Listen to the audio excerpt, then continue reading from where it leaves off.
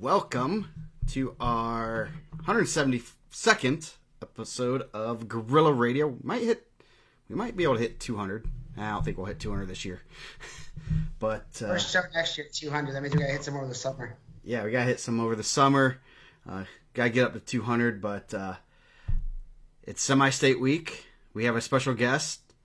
Dane has joined the show all the way from Decatur. All the way from the double eagle. All the way from the double eagle. No, just from the farm. So he's joining us. We're going to talk some Fort Wayne semi-state, amongst many other things. It's semi-state week, and it's going to be a fun week. Oops, I better make sure we can get... There we go. Got to get... Always a good week, man. This is like one of the best weeks, one of the most random weeks. We were kind of talking about it on the High School Wrestling Weekly, like the semi-state first two rounds and the state quarterfinals, like two of the most random rounds in Indiana wrestling. Like, you could have two of the best guys going in, and then we're going to talk about some crazy matchups tonight, but always really, like, those are two really exciting rounds for me. I always think they're really good. Yep, it's going to be, we finally got the brackets.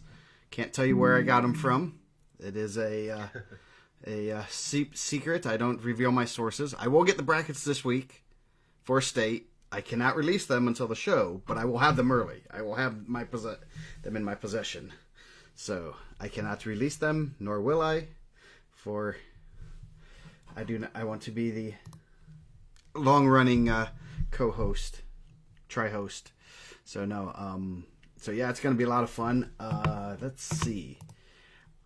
First order of business is some news we got today, and we are going to do a live Guerrilla Radio, not only Thursday from, was it Chasers? Chasers. We're going to do one Saturday between sessions in the fan zone thing of in Evansville. So we are working on exact details of where we'll be and stuff, but we'll be set up. We'll do a live Guerrilla finals preview. So stop by, say hi, bring us some food. We're gonna bring some stickers, and we have some. I still have some on the rise stickers. We throw them out there. Throw them to your fans. Yes. Yeah. Oh yeah, it's gonna be good. They kind of were excited that we were interested in doing that. So, kind of working on details of exactly where we're gonna be and how we get set up and everything between sessions. But should have a live Guerrilla Radio. So we'll have a speaker out there so you guys can listen in and hear what we're talking about and get a little good state finals preview. So, Rex in the chat. I see you. Yeah, that's gonna be awesome. Hopefully, a lot of people from the chat are there. I know we talked about it at Chasers, but it sounds like they're gonna do a really cool event. I know Dane has kind of been talking about it a lot. Like, he's kind of talked to those guys and some of the organizers. I heard that you guys had one of the event organizers on. Which is really cool. It sounds like they're going to do a really good job of hosting, and I'm really excited. We were talking a little bit off air. I was telling people this Saturday, they're acting like I was the one that chose for it to be in Evansville. It sounds like you guys are all getting the same treatment. Every time Joe posted, like, someone's like, "Why did you do that?" And I'm thinking, like, we didn't even get asked.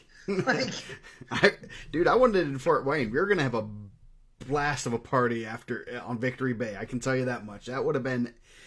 The whole state would have been invited to Victory Bay. So they'd have been kicking Joe out of the HOA.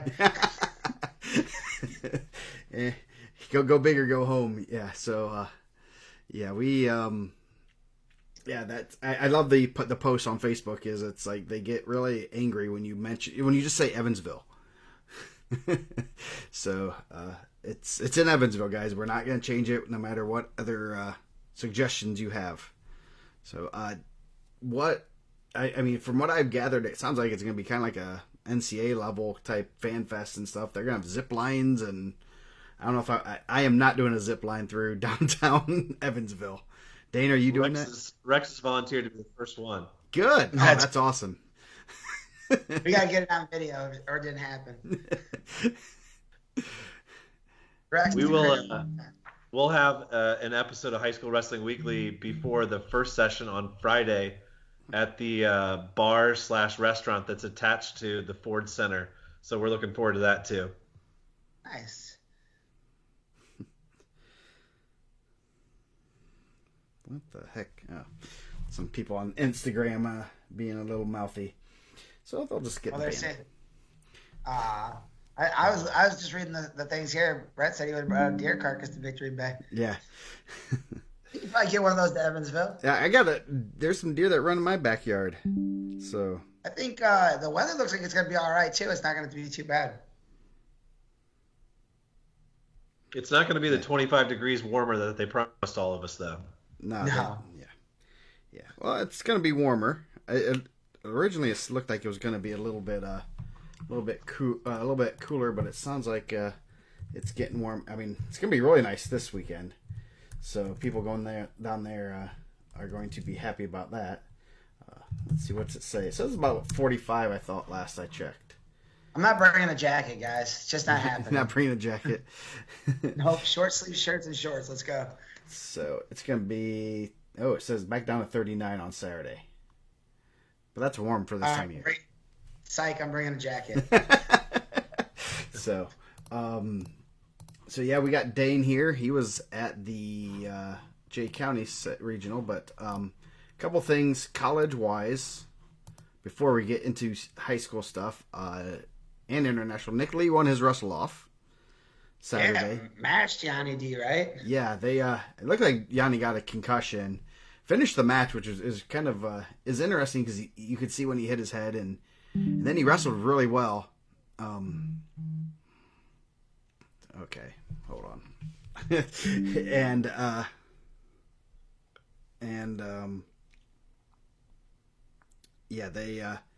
He wrestled pretty well in spurts, and then didn't do too well afterward. So I love banning. How crazy is it that in the state semifinals we had the world champ versus the representative for the U.S. That's when crazy. Nick Lee was a freshman and Stefano was a senior. Yeah, Hayden Lee wrestled 2 world medalists and won state championships, Kayla and Micic. Pretty impressive, like the level of wrestling, like internationally.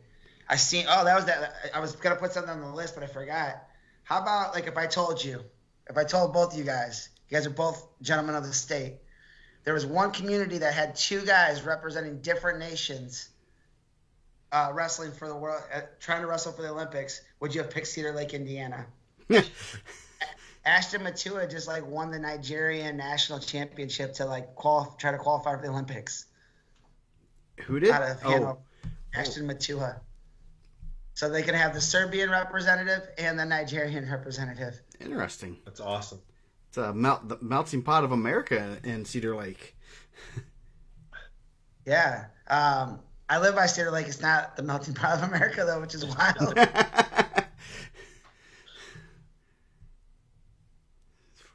What the? Okay. I don't know, lots of people are a little angry today. So, yes. They don't want to. They want that Newcastle one. That's going to be a different day, guys. We're going to try to hit off 4. Yep. We're going to go Fort Wayne tonight. That's why we got Dane on. Yep. Yeah, we're going to do Fort Wayne. Some other things. Keep seeing this every so often, and I kind of forget about it. Blake Borman's having a real good season at Tennessee Chattanooga. Just want to make sure that keep an eye on him. I know he's ranked in the 20s-ish, but it's pretty good. He's having some good year there, so keep an eye on him at 133. Sergio, our guy Super Surge. That was a... we were texting during that. That was pretty wild. 0-0 first. Joe, when he went underneath, Joe was like, man, not a good move. I tried deleting that text really quickly. I could not. It was like instantly, too. Yeah. I think you willed to victory, Joe. Yes. Sergio, as soon as I got that, he got a little hip heist right into him, put him to his back, and then had him stuck at the end. That was really cool. Did you get to see any of that, Dane? Or I was at basketball, and my buddy Matt, who you guys have met the last couple of years at state, he's an avid Big Ten watcher on Fridays and Saturdays. he texted me and alerted me to it, so I was able to watch the third period. Nice. Yeah, he that was real cool. And I know like Sergio wasn't exactly wanting to wrestle, going to redshirt this year, and they threw him to Wolves, and now he knocked off a number one guy, returning finalist. So yeah, that's pretty good for him, and pretty good, to see him doing well. He's a pretty good kid and good family. Sometimes his mom gets you mixed up with your brother, but yeah. His dad Derek's a good dude, and Jose is there. He's a good dude. I seen Jose and Elaine were both there as their senior night for Michigan. So a lot of Indiana guys in the lineup, which was really cool. Yeah, and 3 guys that wrestled at the Dream Team. Yeah, you said it wasn't a good night for the Dream Team though. Other than Davison, that's the one that counts. That's the one we care about. So yeah, that's pretty cool. The only other thing, Indiana beat Michigan State yesterday. That's a pretty crazy duel. Indiana was down 18-0, got a real 141 had a crazy review that the guy, he was behind him with a millisecond left, and they gave him a takedown after review and ended up winning it. So pretty cool for IU. They're wrestling. That's their third Big Ten win, so it's been a while probably since they've won 3 Big Ten matches. So yeah, my next door neighbor was at the match. They went down Saturday night and watched it and said the atmosphere was great, and they felt like they've been going the last couple of years, and there seemed to be a bigger crowd. There's a little bit more excitement around that program here. Yeah. And your guy, you're not going to mention anything about your boy, Rubel? I was hoping you're going to say Ike. He got the win. Yes. Yeah, he got it. A lot of people in Decatur really excited and proud of Ike and making the lineup and getting the chance and seizing the moment. And it's just crazy to see him come around. He's grown so much, right? He's gotten taller. He's gotten stronger, and he's wrestling way above what he was when he was in high school. But he continues to develop. Really, I know we've talked about it on the show a couple times, but like there was a time where we didn't think that Ike was even going to wrestle in college. Like he was kind of burnt out from the sport, and then I think he found that love that he had from when he was a little kid when he got to Purdue, and he's just gotten so much better in the last year. It's really cool to see. Yeah, and he's an awesome kid too, man. That's good to hear. He's kid. Really good people. Good family. Yeah, I looked at him like, oh crap, he wrestled, and so yeah, it was really good for him to get a good win, get a Big Ten win, and got in the lineup and made the most of it. That's always good. So,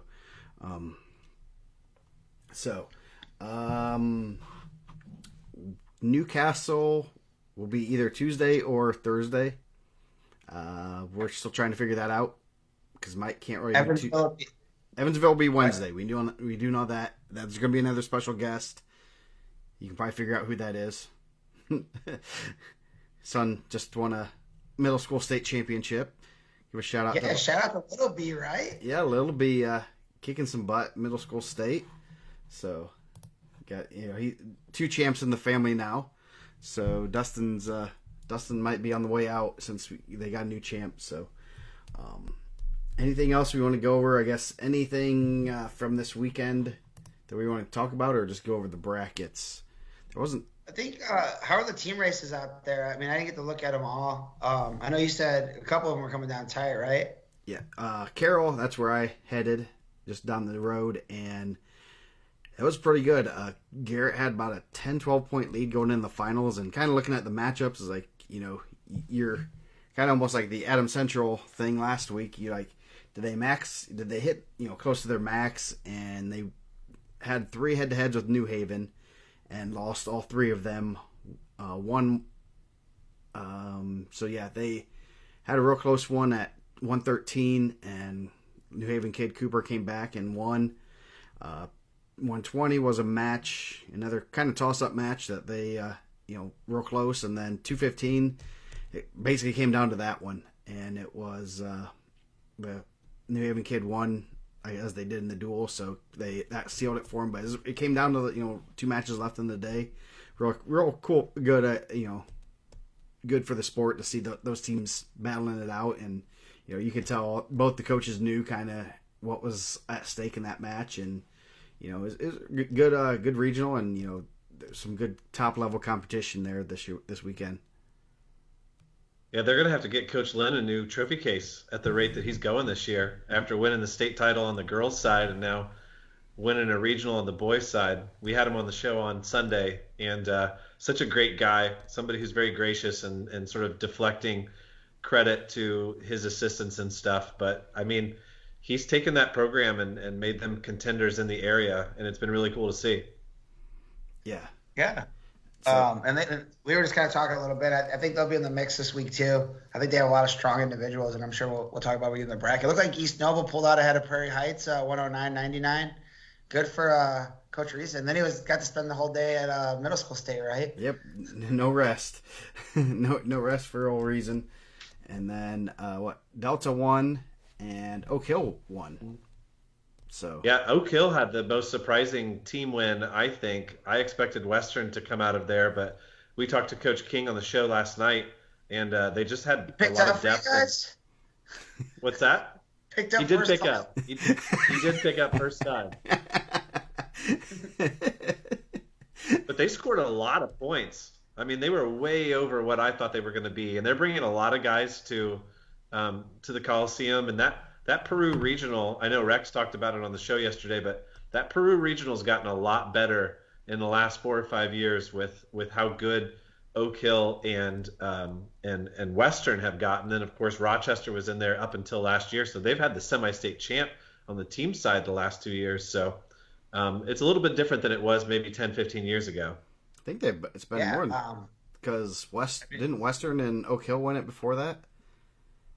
No, you're probably right. Yeah, it has been. It's been about 4 or 5 years that Peru Regional has won. So we gotta change that. Can't let them have all the glory. So we got a first time guest, Pat Day. Welcome. He got featured on the graphic today. That he had 11 days trivia. to state, 11-second pin. So Pretty good. I was there for that. yeah, I mean not very long, but he obviously. I was there the whole day. It was just like towards the end, right? yeah. Just trying to get everyone home safe. Yeah.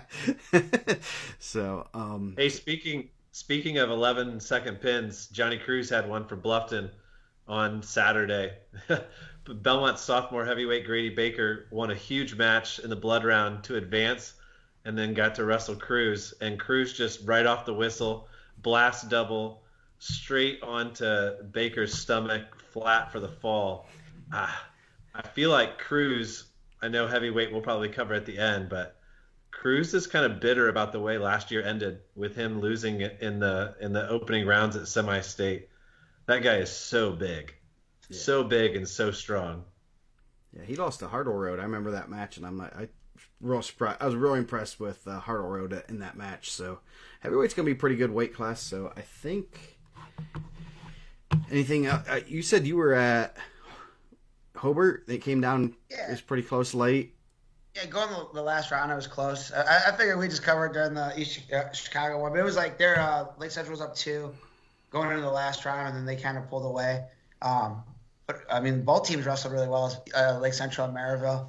So, I mean, Lake Central coming back to the regional first time in a while. I think it was their first regional championship in like 22 years. They said. Nice, good. I'm giving all the credit. I mean, the coaches have done a good job. I know Nate Fowler. He's first year there. I said he's good luck. They got my guy. Everyone got a black polo. My guy got a blue polo. Now they won the sectional. They won the regional. Now he has to win the blue polo to semi-state. See if it's good luck. He wins semi-state, maybe. Nice.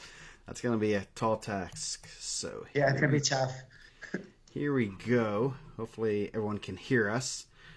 Fort Wayne semi-state. I have some pretty cool graphics I'm gonna release later this week with a little bit fancier brackets than just our regular ones. So 106, Charlie Fleshman from Central Noble, sophomore, versus Titus Loshi, Jaler Gould, and Manny Mora, one of the many Oak Hill guys you mentioned.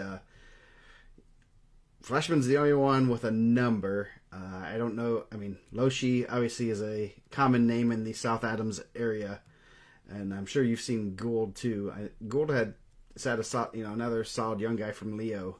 So don't really know too much about this. This could be a pretty wide open bracket here.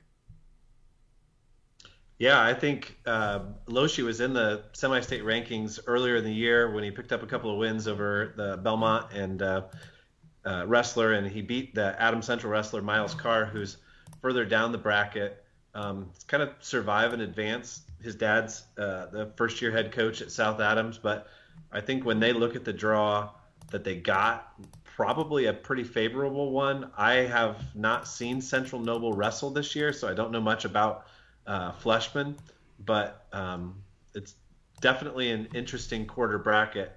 Loshi and Carr have gone back and forth for 3 weeks in a row now, and that's been a good rivalry between a freshman and a sophomore.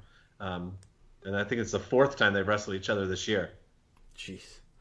So. Yeah, I know Loshi and Fleshman. I know Fleshman was on the watch list. I think Loshi was in the rankings for a little bit. He had a couple losses. I think at Team State kind of dropped him out. But you're right. The win over Ben Mills kind of got him in to the state rankings. But that should be a good one. I thought Fleshman had a really good summer. That's kind of put him on. He has his 4 losses. Brock McCartney, Ian Barry, Columbia City, Griffith Byram, and Jackson Jean of Bloomington South. So, he pinned Titus Loshi this year too, 129. Nice. So that could be a pretty good opening round matchup. I thought, like I said, like looking at like summer results, I thought Fleshman did a pretty good job, which kind of got him in the mix. Yep. Then next quarter bracket, number 1, Jensen Boyd from Delta, Carter Sheepdog from Angola, Bryant Petit, and Ian Barry of the Fighting Blaine Culps. Barry, a pretty solid freshman, but that's a pretty tough task with Boyd. Yeah, I talked to a couple of the Belmont kids at school today. We were talking about the 106 bracket, and we were talking about what we thought of Boyd, having seen him again for the 3rd time this year in the Belmont schedule. And I asked them all, like, do you see anybody touching him at semi-state on Saturday? And all of those boys were like, nah, Boyd is going to win on Saturday. He's the real deal, and he's going to be right there here in another week in Evansville. Yeah, he's really good. He's kind of held that number 1 spot the whole year, undefeated. How many undefeateds are we down to now, Joe? That's a great question. 55? It was like 60 some. I heard one we lost one undefeated, and he got very upset about that. From what I've let's see. I'll tell you in a second. Yeah, I agree with all the students at Belmont. It sounds like I think Boyd's the favorite to win the semi-state there. I think he's been an awesome. I mean, Ian Barry's had a really good season too. That's probably like of all the draws when you're 2, that's the one you don't want. Yeah. Like you're looking at it, you're like, I'll take anybody else. I mean, they're all going to be tough. All the champs are pretty tough, but getting Boyd's going to be a tall order. But you guys, we were just kind of talking off air. Like Fort Wayne likes to like clump up really good guys in the quarters, and there's always like one match that's crazy. So yeah. Maybe it'd be Ian Barry's time. Yeah, the Columbia City always pulls out some the one guy that beat your Belmont guy a couple years ago just came out of nowhere and just got beat by him pretty badly at conference and stuff, and everyone kind of wrote him off. And next thing you know, he's punching. That was Litchfield. Okay, yeah. They beat Litchfield in the ticket round with that one, sure. Yeah, so you can't overlook a fighting Culp. So yeah. We're down to 37 undefeated wrestlers. Oh man, I was way off. 37 left. Yep, 37 left. We'll lose, I think, 6 at least, most likely more. But so it'll be interesting. I bet we have less than 20. I bet we almost lose half. Yeah. So next quarter bracket: Juliana Ocampo, New Haven. Looking to punch her ticket for the 3rd time. Hunter Duncan, North Miami. Braden Boz of the Fighting Brett Smiths. And then Griffin Byram of Jay County. Man, I didn't realize he was a junior. That should be an interesting match. 7-20. Byram, I'm fairly positive he's a bigger 106, which could give Ocampo a little bit of trouble there. Yeah, he's wrestled really well the last 3 weeks. Obviously, he won the ACAC, he won the sectional. He takes second to Boyd at the regional. The Jay County coaches are fairly familiar with Juliana, having watched her on the boys' side of things and on the girls' side of things for the last few years. They're going to have a game plan for that match. I still think Ocampo wins there, just from what I've seen of her this year, and I've seen her wrestle probably a dozen times. But you're right, Byram is sort of that bigger physical wrestler who sometimes creates problems for her. I think the bulk of his losses were up at 13. I know at some point he had a pretty good who's who of losses at 13 before he came down. Both of those wrestlers came down from 13. I thought that was a smart move for Ocampo. Hopefully, and I'm sure they would disagree, but on our end, if the girls to sanction that, this could be her last go at getting a medal. And that could be a tough tick-around match. Probably, again, a real tough one that, you're not looking at. She was the semi-state runner-up last year. Her only loss to Swarthwood. That'd be a good one. Mm-hmm. And then another... We interviewed Juliana at Girls State after she won with her sister, and we asked her about, sort of that whole dynamic, and she kind of just defaulted to what her long-term goals are. And I think she, in the last year or two, has kind of realized that she's got bigger aspirations. Yeah. And if she ends up not being able to wrestle with the boys her senior year, I think that attitude has changed a little bit. She's obviously going to go down as potentially the best girl in the modern era for the girls wrestling side of things. But to qualify a third time, even if she doesn't get a chance as a senior, it's a heck of an accomplishment for her. Oh, yeah. It is. Definitely. You think that was a tough conversation at the house? Hey, I'm down to 6. I'm sorry. You're going to have to leave the lineup. Yeah. I know personally having that, if I had to have that conversation with my brother, there'd be a lot of fights. Who would win? Me. Now, I don't know now. Maybe him now. He's taller, bigger than me. But do you have to default back then, definitely. Do you have to default to how many times did you lose to Alex Sertzis? Man, he's 100%. He has them. Alex is 256. So I should have an asterisk and get Tony a little bit of a shout out. He had to wrestle the most of anyone in the state.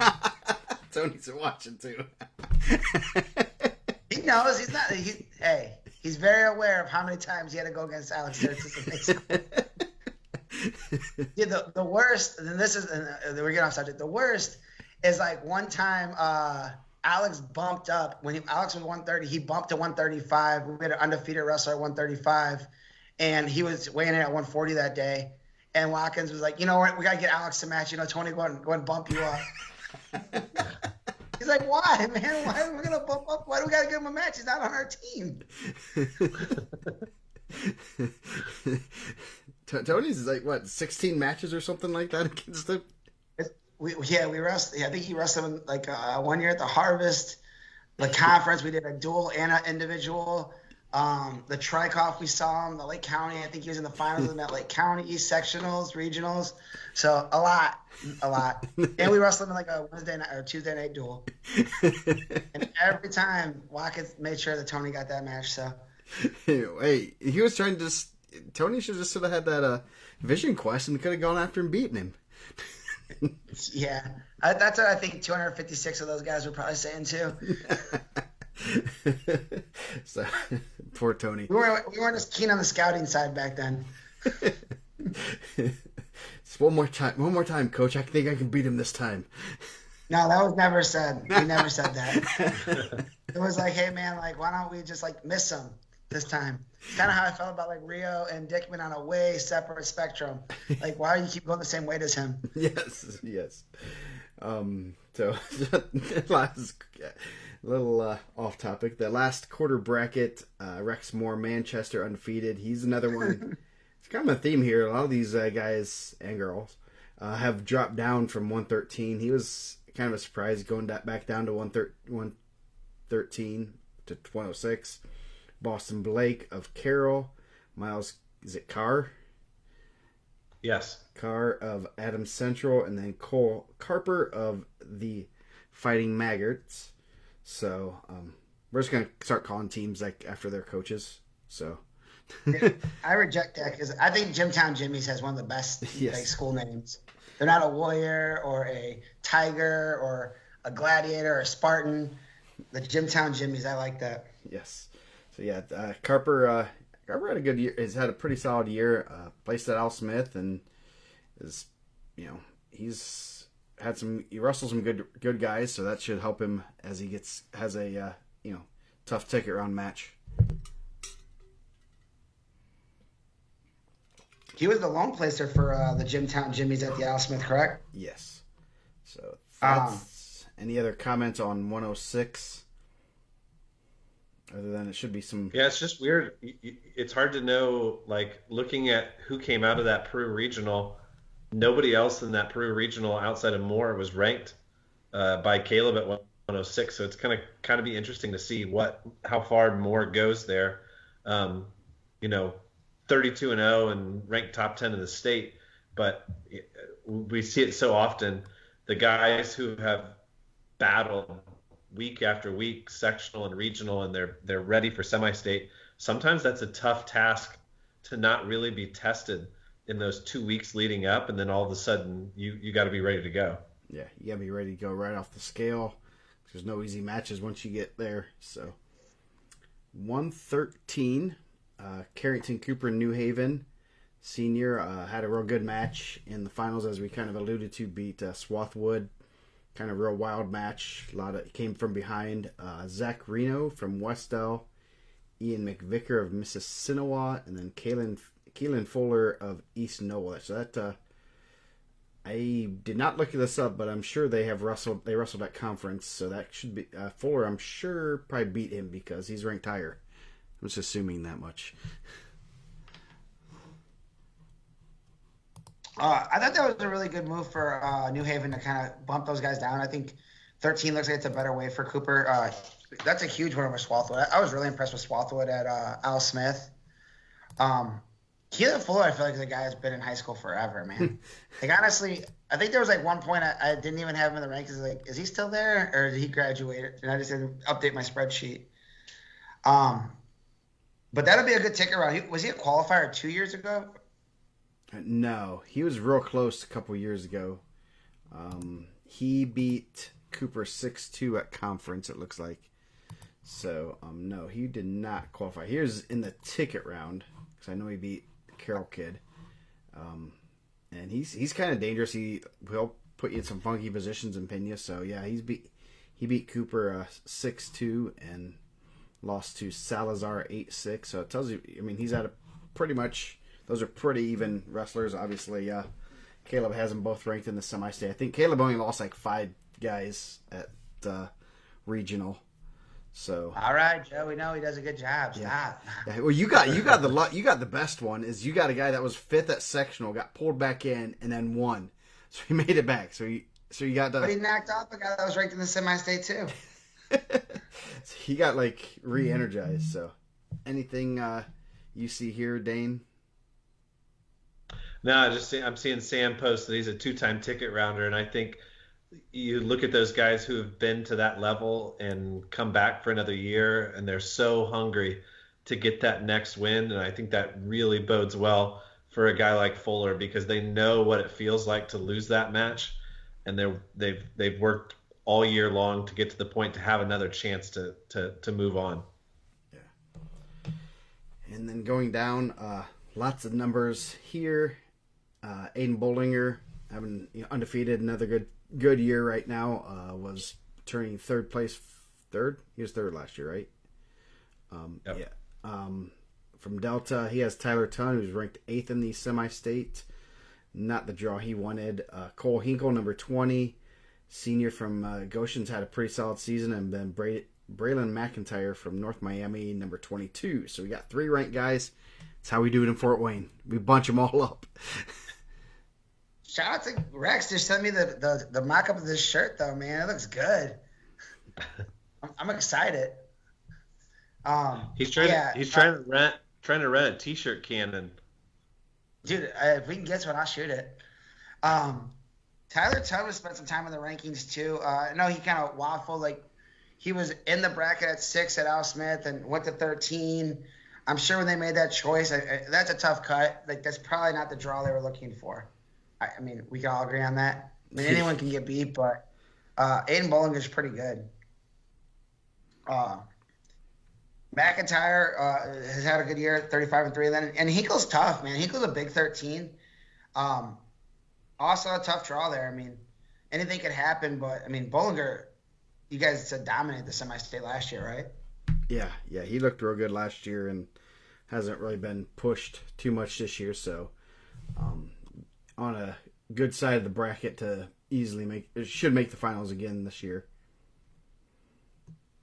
I mean, outside of the next quarterfinal, this is kind of like champ-wise, kind of got seeded pretty well. Not that they seed it, but if you were to seed the champs, this is probably how you would do it, right? Yeah, pretty much. I mean, yeah, that's how I would. I mean, yeah, those were the champions were seeded, would have been seeded in that manner. So, yeah, going down, this is the epitome of Fort Wayne. Jalen Sawyer May, Kokomo, versus Caden Braden. And then Braden Jude of Leo has Levi John. So you got 4 and 7. 2 guys with state medals battling it out for a spot in the ticket round. Luckily, if Johns loses, he still has one more year. But Johns took his first loss to Bollinger, and his reward is Jalen Sawyer May. And there were a lot of people from the Jay County area, Jay County Regional, who saw that one and kind of cringed because we know how good Levi's been the last couple of years. We know how good Bollinger is. And then you look at drawing May in the quarter and you think Johns might have a chance in a different draw to reach the finals, and now he may not even be advancing. So that's a tough one for Bluffton. Yeah, and I think obviously we could talk ad nauseum, it just doesn't happen. Like, if there's a true Russell back to third, I think that he's in. Like, he might be the third best guy there. He might be the second best guy there. And I think that's an unfortunate thing, the way that works out. But that'd be a good match. I mean, Jalen May, 11-0, missed a lot of the season. I'm sure they're not happy for that draw. I'm sure they're not like they didn't get that bracket and we're super excited for it either. Yeah, that's brutal. I mean, he could have drawn into anyone, Salazar or Cooper, and gets the worst one possible. So, next quarter bracket: Caleb Salazar, number 15. Braden Shannon from Western, Kale Beer from Adams Central, and then Abram Swathwood of Garrett of 15 and 16. Swathwood beat Salazar twice at the Al Smith's. Going to have to prove it, just like you do in playing horse in the ticket round, which is going to be both those guys get after it, and it could be a wild match. It wouldn't surprise. The first couple matches were a lot of good scrambles, and Swathwood came out on top, but it doesn't take much in those scrambles. You come out on top, and it's a different outcome. Yeah, I was really impressed with both of those guys. Obviously, we got to see Caleb Salazar a lot. Qualified through East Chicago last year. Was in the finals of the Al Smith the year before, or the semifinals, right? Semifinals of the Al Smith before. Had a really good match with Ocampo. And Swathwood was really impressive. I thought he had even the match with Gavin Lewis in the semis at the Al Smith. I thought was really good. I think he had Lewis on his back for a little bit, and then Lewis ended up getting the fall. So that'll be an interesting ticket round match too. I think the big thing is, like, a lot of these guys, we're talking ticket round and like possibles. Like, you can get tripped up in that first round, like looking past guys. Yep, that happens all the time in year. Or guys see that they have a tough draw and kind of cash it in when it happens.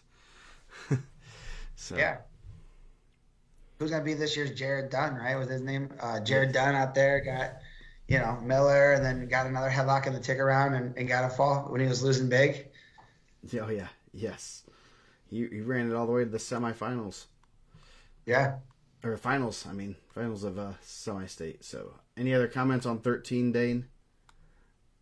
No, just I look at that last quarter bracket and I think Salazar, a senior, versus Swathwood, a freshman, if that's the way that it pans out, that's such a compelling storyline to have a senior put his career on the line against a freshman who, has had a great season and is starting to be discussed as a potential like 4-time state qualifier and one of these guys who's going to be a legend at his school. And so much of that rides on that one single 6-minute match. It's just so much fun to be a part of that and to sit, on the ice right next to it and watch it. Yeah, I'm glad. I mean, I'm glad I don't have to coach right now.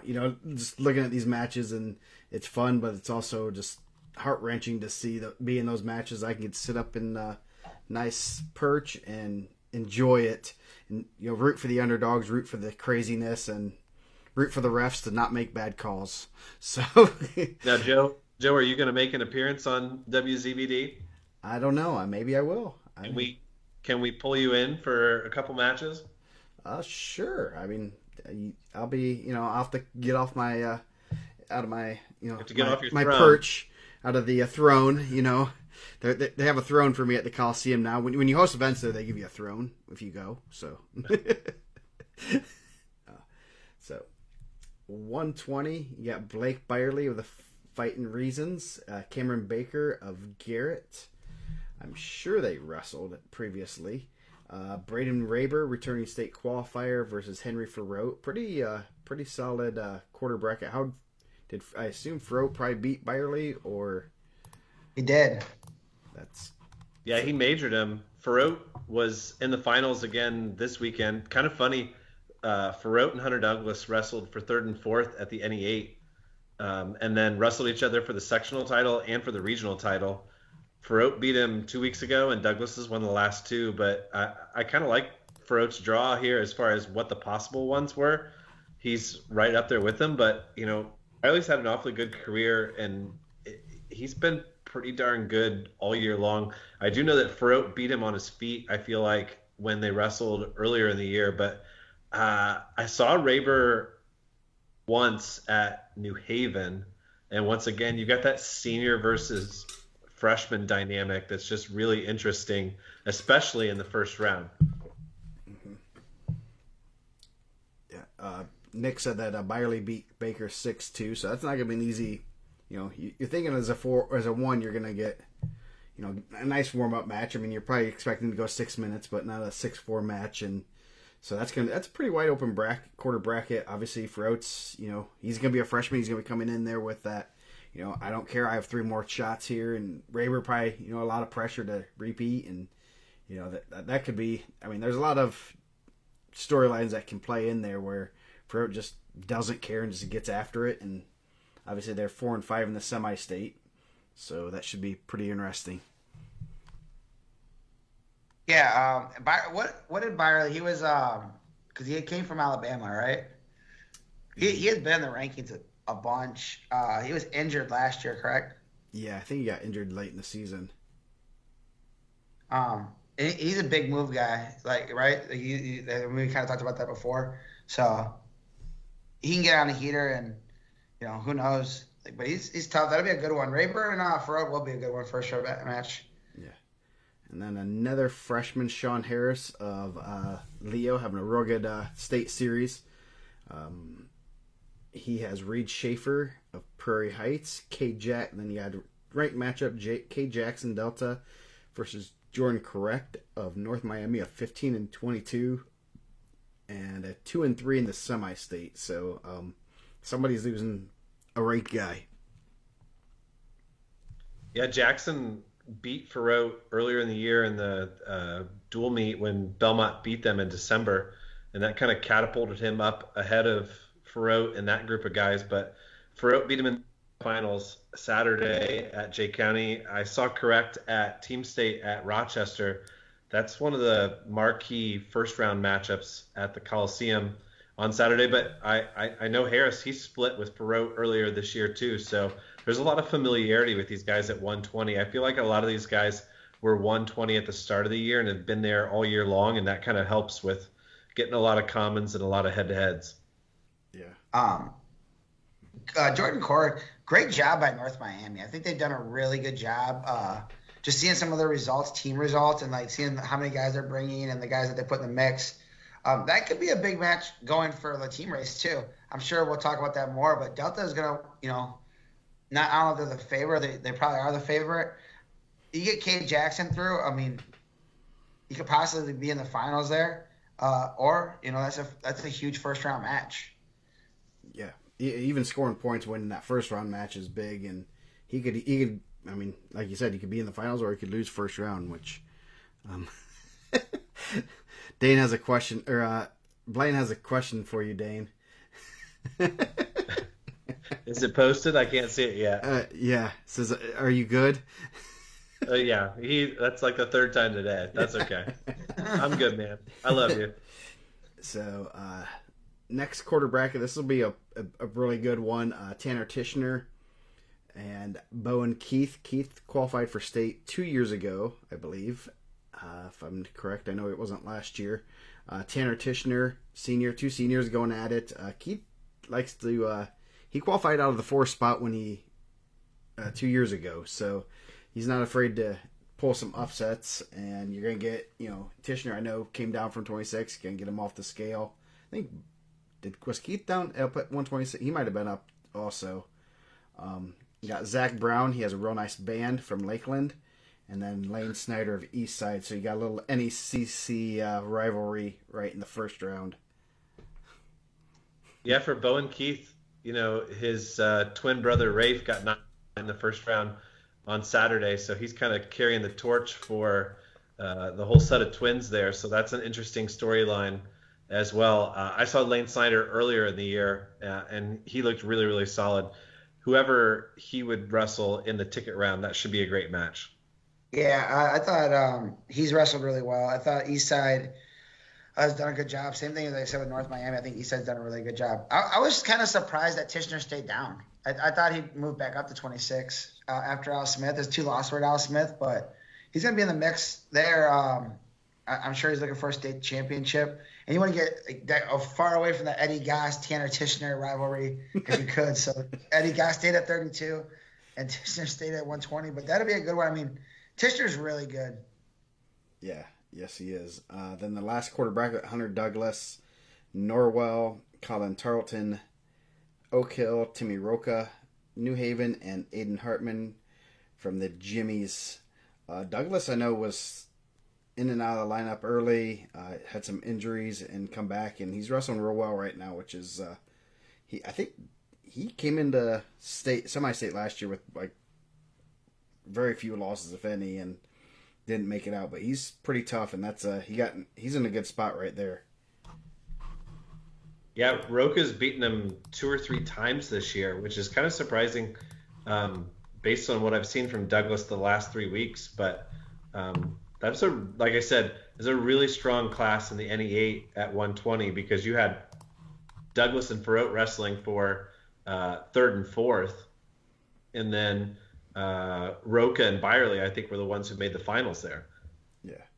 So Roca says 2 wins over him by 5-4, and should only be 1. So yeah, Roca beat Douglas 5-4. So that'll be, you get to prove it in the ticket round. That's always fun. So,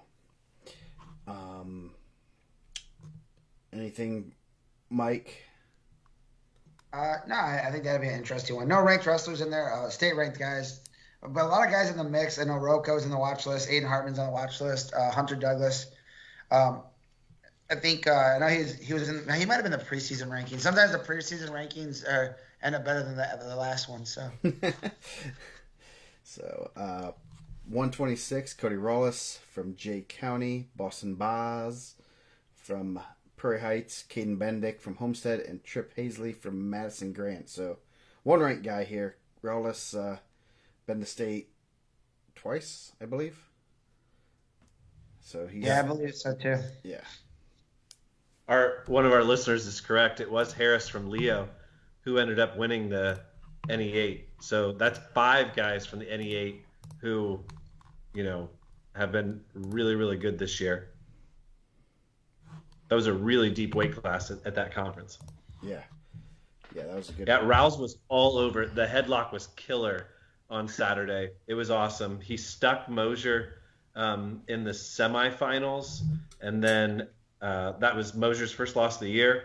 And then after getting beat by Braden Daniels from Union City at the sectional finals, Rouse comes back and picks up the win and wins it for the bearded Myers of Jay County. Good to hear that. Then going down, we got a real good article on Mr. Drew Walden today. So he has Jason Prow of Norwell, a little Northeast 8 rivalry there. Then you got Keegan Hallis and Ryan Kokendorfer from Garrett. So 2 sophomores and 2 juniors.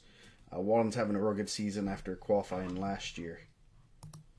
Man, Prow is dangerous. He was down 7, 8, 9 points, I feel like, in the blood round Saturday, and came back and got a fall, like at the buzzer, 6 minutes to advance and sort of shock people at that weight. So that's a guy that you can't count out. And of course, they're really familiar with each other being in the same conference. Yeah. Yeah, I know he's some really good notable wins. It's kind of one of those guys we've talked about off the air, Joe, that, like, you know, he's beat a lot of really good guys that are in the rankings, guys that are like right on the cusp of the rankings. I like Drew a lot. I think Drew's really good. I think he's finally adjusting to that jump from 13 to 26. I think he's wrestling really well. And I like Ryan Kokendorfer too. At Al Smith, he came up and told me how to say his name. I wrote it, phonetically so I could get it right. I think he had a tough loss to Carter Krause. But, he's here at the semi-state, and I think he'll have a good career going forward. Could have a little DeKalb County battle in the ticket round. That's always fun. So, going down, talking about real good names. Hickson Love, freshman from Marion, won Peru Regional. This would be a really interesting bracket. 4 semi-state ranked guys. Hickson Love versus Nolan Butcher, 2 freshmen. Butcher's hit a little bit of a wall this past week, but has had a real good run the past few weeks. He's in a good spot to be coming in as 4. Then you got Will Hahn from Northwood and Braden Daniels from Union City. So Union City Daniels might be the favorite there. I do not know the last time Union City qualified somebody, but I will tell you here in a few minutes. Man, so I've been doing this like weekly spot basically. I jump on with Dane once every Sunday for about, sometimes it's a couple minutes, sometimes a little longer. And we never, we kind of shoot a couple texts about what we're going to talk about, but I feel like Dane always hits me with one I'm not really ready for. And he was like, how about Braden Daniels, man? You know what? He got 1 loss. And I was like, I know he's from Union City. I know he's pretty tough. And it just caught me off guard. So it wasn't something he prepared me for. And it looks like he put himself in a pretty good spot here, 34-2. Top side, he's going to have a tough first-round match with the Northwood kid, Will Hahn. But when you're a junior and you got, 36 matches, only 2 losses, you like your spot there. I mean, it could have been a lot tougher. There's a lot of tough champs. Do you think you can name the last state qualifier? From Union City? Last name Lawrence? No. Okay. Kyle Walters. No. Actually, Kyle is actually fairly a lot more recent than I thought it would be. Kyle Walters in 2012. Kyle Anderson in 2007. They've had 6 qualifiers, 1 placer. Matt Taylor in 91 was their only placer. He got 4th. There's a website for that. That's a lot of people don't realize how small of a school that is. Union City is incredibly small down there in Randolph County, right on the border with Ohio.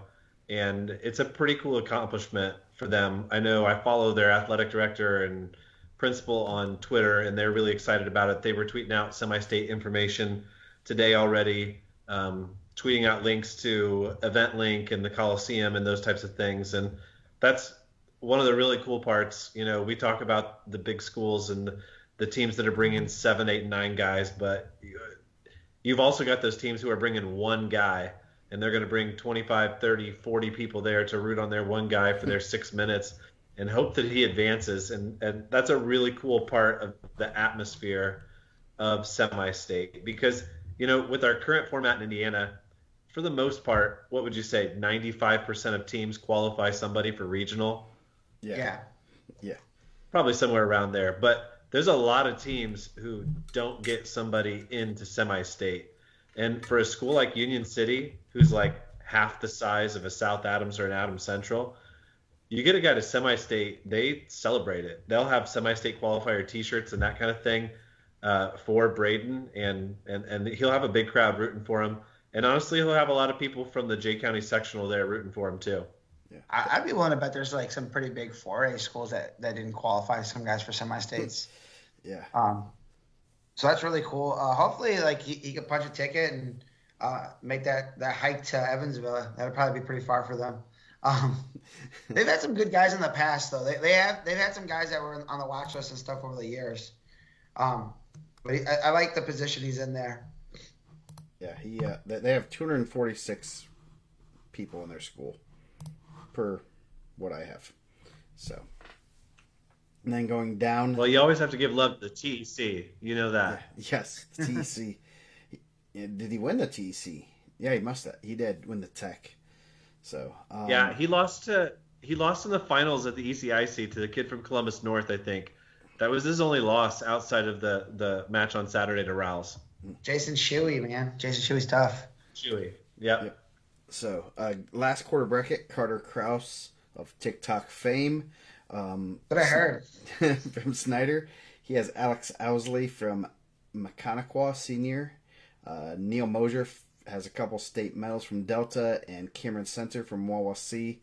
Center was a state qualifier last year. Not exactly where you want to be placed in the bracket with Mosier, who just took his first loss. I'm sure he won't be in a pleasant mood come Saturday morning. You guys took these Wawa C guys that were they're state qualifiers and gave them really, really tough draws, man. Yeah. I feel like there's a conspiracy theory against East Chicago semi-state here. So, anything out of this quarter bracket? Actually, seems like none of these guys have probably hit up, which is rare compared to the other quarters we've been talking about. That first match is gonna be pretty good. I mean, 24-5. Neil Mosier is incredibly talented, and then the winner of that with Krause, who also can hit some big moves and has some flashy stuff, and he's really good too. I think I'm sure that's probably not the draw they wanted, being a regional champ. Once you see like Mosier losing, I'm sure that's not the spot where you're going to be at, right? Yeah. Ooh, guys, April 19th, Tortured Poet coming out on Spotify. So we'll go to 132. Returning state placer Carter Fielden against Brayson Shortgen from Adams Central, freshman. You guys know what that is or no? I said that and you guys kind of like blank stared at me. That's like the new Taylor Swift. She announced it yesterday. Oh. I just got like an opinion on it. My daughter's all over it. Don't worry. I try not for to our wrestling fans that don't follow, Tay Tay. I don't. I just watch her at the Super Bowl. I just watch the Taylor Swift Chiefs. Oh, Carter Krause is on. Uh-oh. Is he calling the dub? He says, "I'll take any draw." He is the bad draw. That's the attitude to have. Did he say that? He said, "I'll take any draw." Well, you can't. I mean, good man. That's the mentality. Yep. You can't worry about a draw. Just go out there and wrestle. 132. He's talented enough to win that. So 132. Carter Fielden of Garrett, sophomore returning state placer. Brayson Shortgen of Adams Central, having a real good freshman year for the Jets. And then Devin Adkins of Oak Hill and Lincoln Ratcliffe of Northwood. So obviously you got two ranked guys hitting first round, so that should be a real good one. Yeah, I thought the freshmen from Adams Central have wrestled really well this year. I mean, Dane, you've seen those guys a couple times. They have some really good young guys. They've got a really talented freshman class, and Shortgen's been the one who has had the best season of them. He's got a couple of losses to Mosier, one of them on Saturday and one of them in dual meet. He lost to Stuffle on Saturday as well. And then I think the only other loss that he has this year is to Ryu of Avon at the New Haven Super 10. So he's really talented on the ride and on top. And I think for Shortgen, he's got a pretty good motor in him. And, if he's going to pull off the upset against Fielden, I think it's going to be one of those sort of outlast him type of matches. But I would not count him out as a potential upset winner there in that top quarter bracket. Well, you hear that? Joe, your rebuttal. My rebuttal. Hold it down for the Garrett community, Joe. What do you got for the Railroaders? As an alumnus of the finest Garrett and the second semi-state qualifier in Garrett history, I'm not kidding about that. Fielden's pretty tough, and he likes to put himself in positions that are not the most fun as a coach, but that should be a good match. If you're not ready to wrestle, or, as a champ, if you're not ready to wrestle in the first round, you could be going home a little earlier than you want to. So, that'll be a really good match. Obviously, Carter won a big match Friday night last year, avenging a loss of Sessa. Had a good Al Smith, but that'll be a good one. So like the guys that are getting there, make sure you get there early because I think that'll be a really tough matchup. Yep. Devin Atkins, Oak Hill, really good senior, 37-3. I also like Lincoln Ratcliffe and Northwood. I think that'd be a good match also. That's a good quarter. Yeah. Going down, you got Jackson Bradley, undefeated from Cowan, returning state placer. Braden Klauser from New Haven, junior with a ton of matches. Donovan Cunningham of Concord, the Minutemen, and then Eli Boyer of Cass. So you have the token Concord versus Cass first round match. Who you guys have there? Is that Lewis Cass? That's Lewis Cass or Cass. I think they used to come to East Chicago when it was Maryville. I think they were switched over. I'm gonna go. I'm not gonna lie, guys.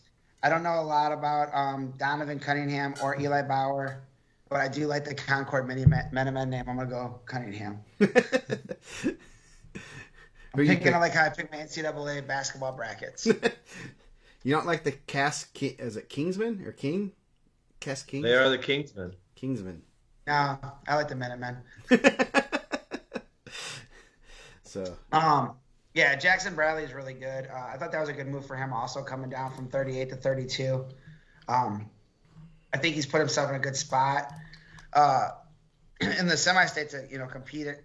And, I mean, kind of looking it over, I think he's going to be 2 medalists on the top side. They're probably not the best, but 29-0. And we love the Bradleys, man. They're always good people.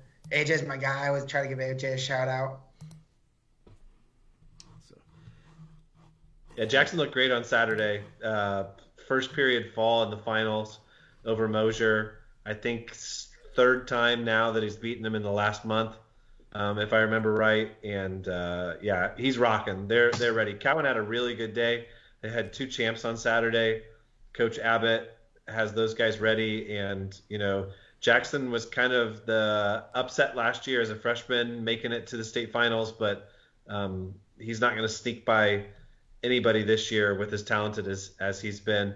Update on Coach AJ, he was offered a broadcast spot for WZBD this weekend. He decided to stay home with his kids. That's rough. He's a family man. He is a family man. I think AJ's still recovering from when Isaiah won the state championship. He had to go out the region that night. It's been a while. That recovery's tough. You guys have been there. We go hard. Yes. Next half bracket, Ty Linzer of Western having a good senior year. Ahmed of East Noble, Zane Maple of Snyder, and then number 4 in the semi-state freshman Sam Mosier having a pretty solid season. Should be pretty positive. They probably wrestled, if I'm not mistaken. Maybe they did not. No, they did not wrestle. So, I guess they didn't hit in the semis. Western and Delta at team state. I always leave the Al Smith like a huge Ty Linzer fan. I think at the Al Smith both years, this year and last year, I walked away like, man, he is really good. I think he lost in the ticket round last year or his first round last year. I think he lost in the first round last year. and then so try to get one further. Sam Mosier's really good. I saw him wrestle LT Hawkins last year at ISWA. I think it was a 1-point match. I think it was 1-0. Really talented freshman. I'm sure you guys have seen him a couple times. Dane also. That'd be a good tick-around match. Again, huge team points for the team race. There's as many guys you can get through, and the bonus points you can pick up is going to be good.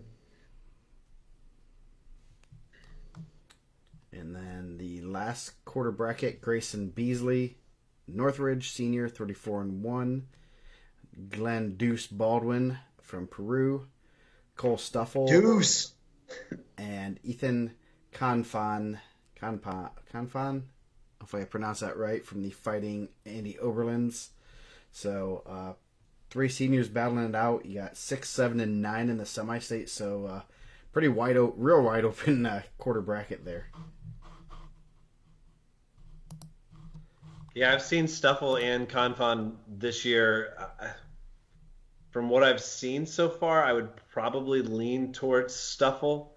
But that's kind of a cool quarter bracket because you've got some names that have kind of been on the edge all year long on the ranking side of things, and one of them is going to end up at the state finals. Yeah. Confon lost to Beasley 5-4 earlier in the year. So, wow. 5-3, sorry. Grayson Beasley took that loss. It was like the first meet of the year. Yeah. At the Mike Atwood, I believe it was. Is that what he said? And he's been on a tear. There's been a bunch of Beasleys at Northridge, correct? Yeah. Yes. I don't know. I mean, what constitutes a bunch? But I think there's been a couple. Yeah. Yes, very much so. But yeah, that should be. That one's kind of an interesting quarter bracket. Should be some good matches there. You got 3 seniors and a sophomore, so the seniors are going to want to punch their ticket. 138, starting off. Sorry, guys. I'm filling these brackets out as we go for my ultimate pick'ems here. Oh, good. This is perfect timing. So if you're taking the information I'm giving you here, I might be giving you false information. Caleb. Next, 138, Lincoln Carter, East Side. Only 2 losses on the year, having a real good year. Looked real good this past weekend. Gabriel Newland of Kokomo, Maverick Dubal. I think he placed at Freestyle State, from what I've heard. He placed at Freestyle. He loved to update his profile. Yes. And then Dubal has Matthew Sen of Fairfield in the first round. So you got 12 and 18 in the state there. Again, go ahead. I'm sorry, Dane. Go ahead. No, it's okay. Dubal was supposed to wrestle Sen, I think, at the AC invite in January. They got canceled because of that cold weather. So it's kind of disappointing that those two didn't get to wrestle. But I saw Carter at Goshen earlier in the year, back in November, and he looked awfully tough. The Adams Central doesn't wrestle Eastside anymore. They did for a while. They met at Team State a couple years ago. But Dubal's been taking his punishment from Tony Wood the last couple of weeks. It's been 3 weeks in a row. So you kind of have to view Dubal's record through that lens, because I do think that Tony Wood is the favorite to come out of this whole bracket as a champion. I got to see Gabe Newland at the Harvest Classic this year too, and he threw a pretty good headlock in the finals and pinned a kid. So he's a big move. I mean, at least that day he was a big move guy. Lincoln Carter, I've been super impressed. Obviously, I ranked him 12 in the state. I think he's wrestling really well. I don't remember if he was unranked last year when he qualified, but I think he's really good. I was really impressed with him, and I thought he had a really good summer also. Yeah, he lost 5-4 to Hayden DeMarco earlier in the season, so obviously that tells you he's pretty solid. I think his other loss is out of state at the Defiance Border Wars. Going down, you got another pretty solid quarter bracket. Tyson Kendall of Oak Hill, 38-2. I know he's been in the rankings here and there. Andrew Morales from Heritage, another senior, 24-4. Tatum Chambers of West Noble, and Justin Boone of Yorktown. The only one that's not semi-state ranked, come on, Caleb, is the I champ. know. I feel like Caleb's sleeping on Oak Hill here, man. Hey, well, probably because Coach King doesn't answer his phone calls. That's what I was thinking. So, any comments on this one? Go ahead. Boone looked, really strong and aggressive on Saturday. Obviously, when you're wrestling Tony Wood, that changes things, but he made the finals for them. Morales has had an awfully good year for Heritage. That's a program that's trying to get the wheels going. Coach Litchfield over there is trying to make some progress. They were really excited. Morales has got a younger brother who's a freshman, and they're kind of carrying the torch for Heritage right now after Parker Hennessy got smashed by Johnny Cruz at the beginning of the year. But, as another one of those schools who, trying to gain momentum, trying to build. They've got a really energetic coach who's trying to do some things. And you can't help but root for those types of programs to find that success and that one wrestler that they have in a weight like this one at 138. I haven't seen Oak Hill wrestle this year, so I can't speak to Tyson Kendall all that much. But obviously Oak Hill had a really good day on Saturday, and Kendall was a part of that. Yeah, coming as regional champ, 38-2. He's going to be the favorite there. I thought Boone and Chambers, that's a good match right off the bat. Yorktown, this senior class at Yorktown's kind of helped rebuild them to a little bit. I know they're in the team state contention. And I think Boone and Stuffle and some of those other guys were a big part of that. So I know that those guys are going to be looking to, kind of close out their careers, trying to, get Yorktown going again where they were. I mean, I don't know if they'll ever be what they were, 15 years ago? Yeah. When they were winning, this 2A state a lot, but I know they're trying to get back to that point. Yeah.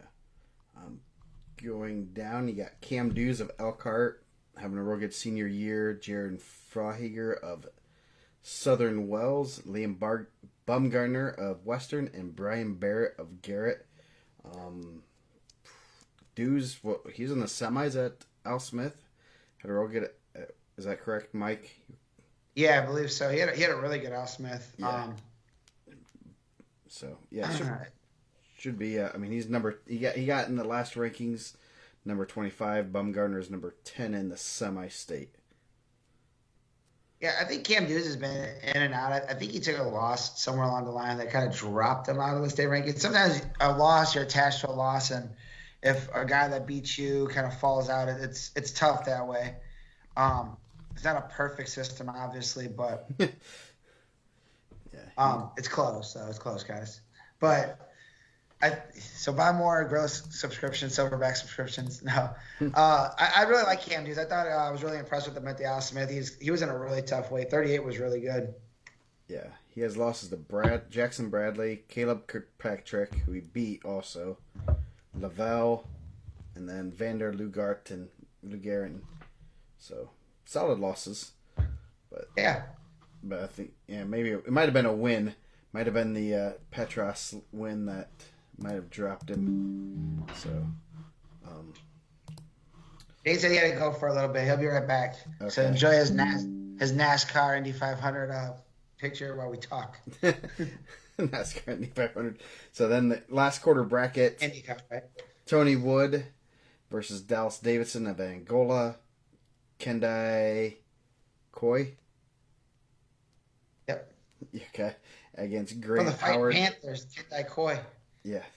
Of Grant Howard of Madison Grant. So Koi had a real good Al Smith too. So that should be an interesting. Him and Tony Wood. Wood's looking really good right now though. Yeah, Tony's really good. He had a really good summer. 40-0. Really good career. I think he's kind of the forgotten guy at 38 when people are talking about who's contending for titles. And, you hear Shep and you hear Ison and you hear Kyrell. Like, Tony Woods is right in the mix with those guys. I know he's had some big wins. That's going to be a tough one. Kendi Coy, super explosive. I thought he wrestled really well at the Al Smith. I know he had some good matches. He had a really good match with Hornsby, Peyton Hornsby, new pal the week before that. got a little heated on the board, a little debate on the board, got a little heated. So yeah, should be a good one. Passionate. I don't want to say heated. It's heated sounds like it's going to get fighting. It got passionate on the board. So we will, and Wood decided that he wanted to get his money's worth at IPO this year and wrestled like 9 matches all the way back for third or fourth. He lost early on, right? Yeah. Did he lose the first match? I think it was his first match. So he wanted to get his money's worth, wanted to make sure his dad, very, very, very cognizant of, what it costs to go to tournaments like that and wrestle lots of matches. So just in time. Talk about the goodness of Wood. 144 Easton Doster of New Haven, the Northeast State rivalry. Sam Wolpert of Belmont, probably not the number one you wanted to draw into. Riley King of North Miami, and Ethan Rodriguez of Wawasee. So you got 1-6 in the semi-state, but number one's having a pretty good year. I heard he got a lot of presents also. Yes, they're still wrapping them.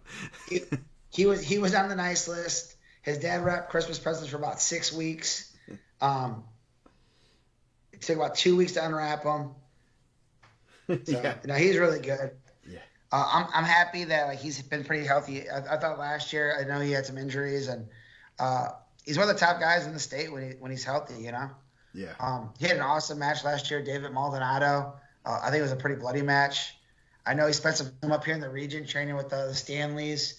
Joe would send me some of the training video, those guys with him and Evan. And those dudes were going hard, man. Those dudes are strong. Yeah. Any comments on this one, Dane?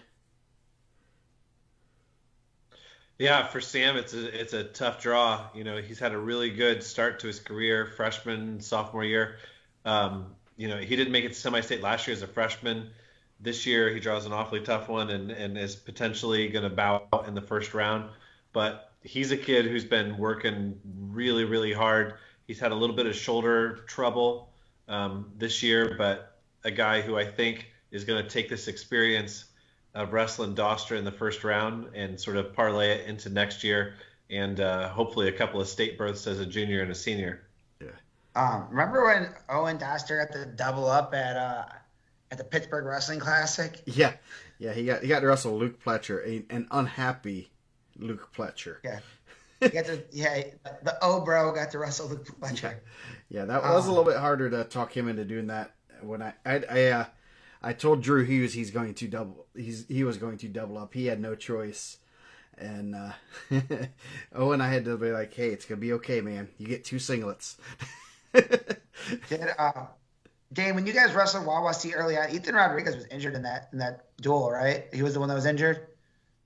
That sounds right. Yeah. So it's good to see that he's having kind of a bounce back, and it doesn't look like he missed a ton of matches, but that sounded like it was a pretty serious thing early on. He went to slam the door in Joe's face when we saw him coming down. No, oh, nice. You're right. It was. Now I remember it. That's been so long ago. It was in November.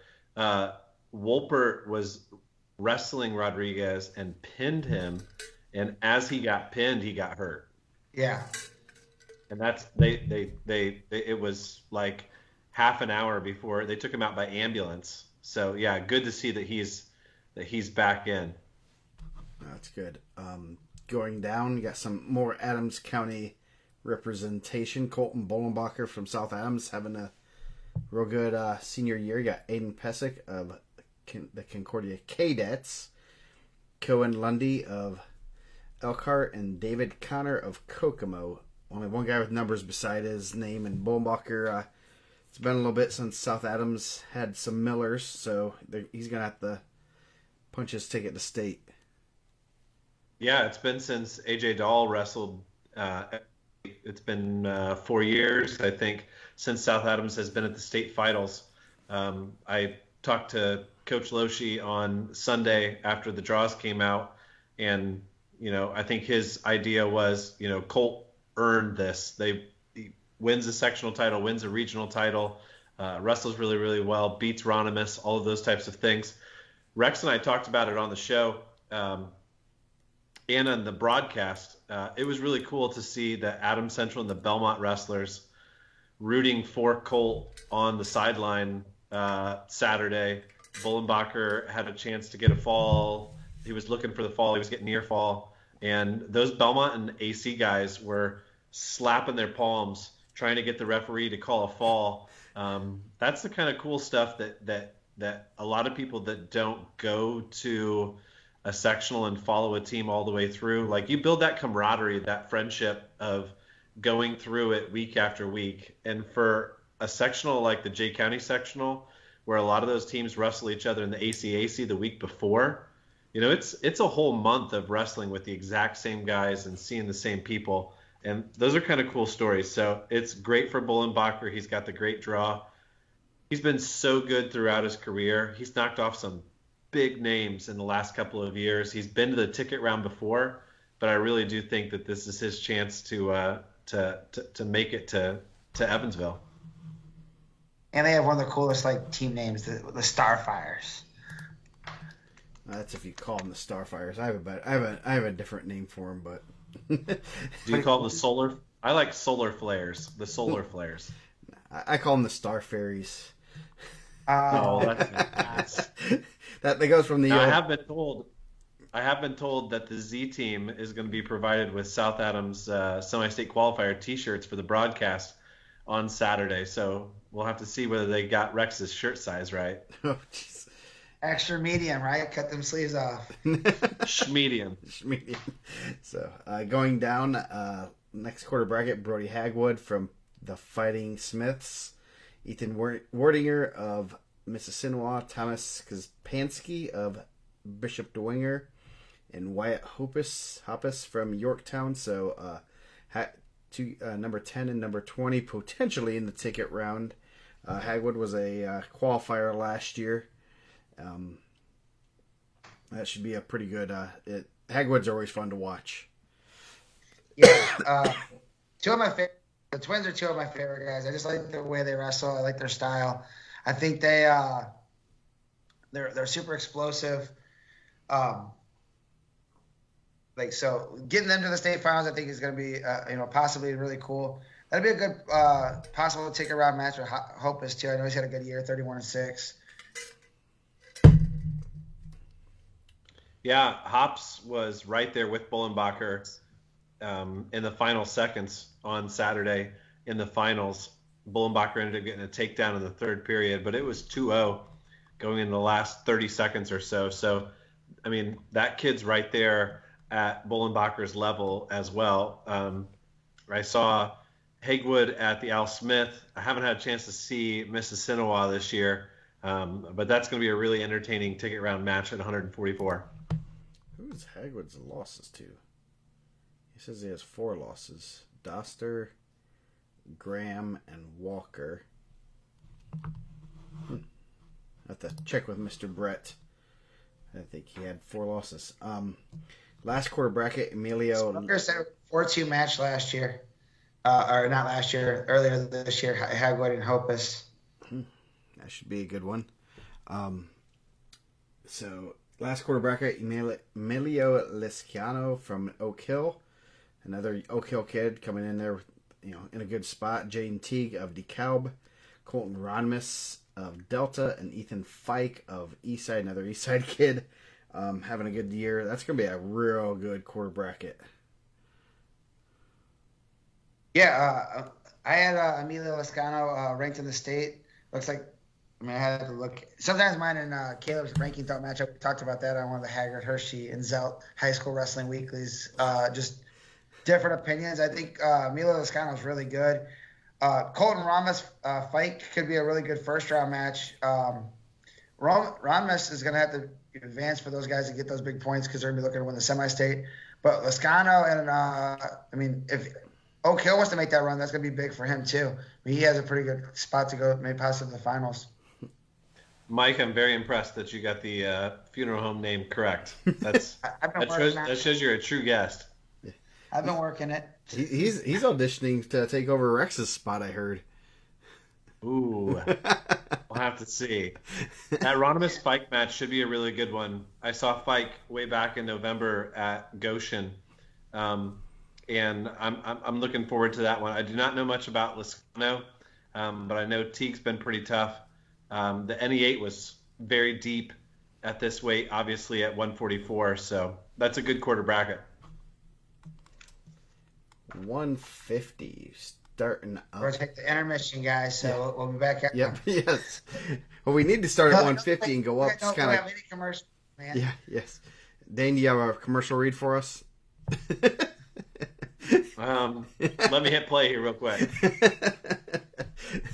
No commercials here. We're commercial free. It's kind of like the paid Spotify.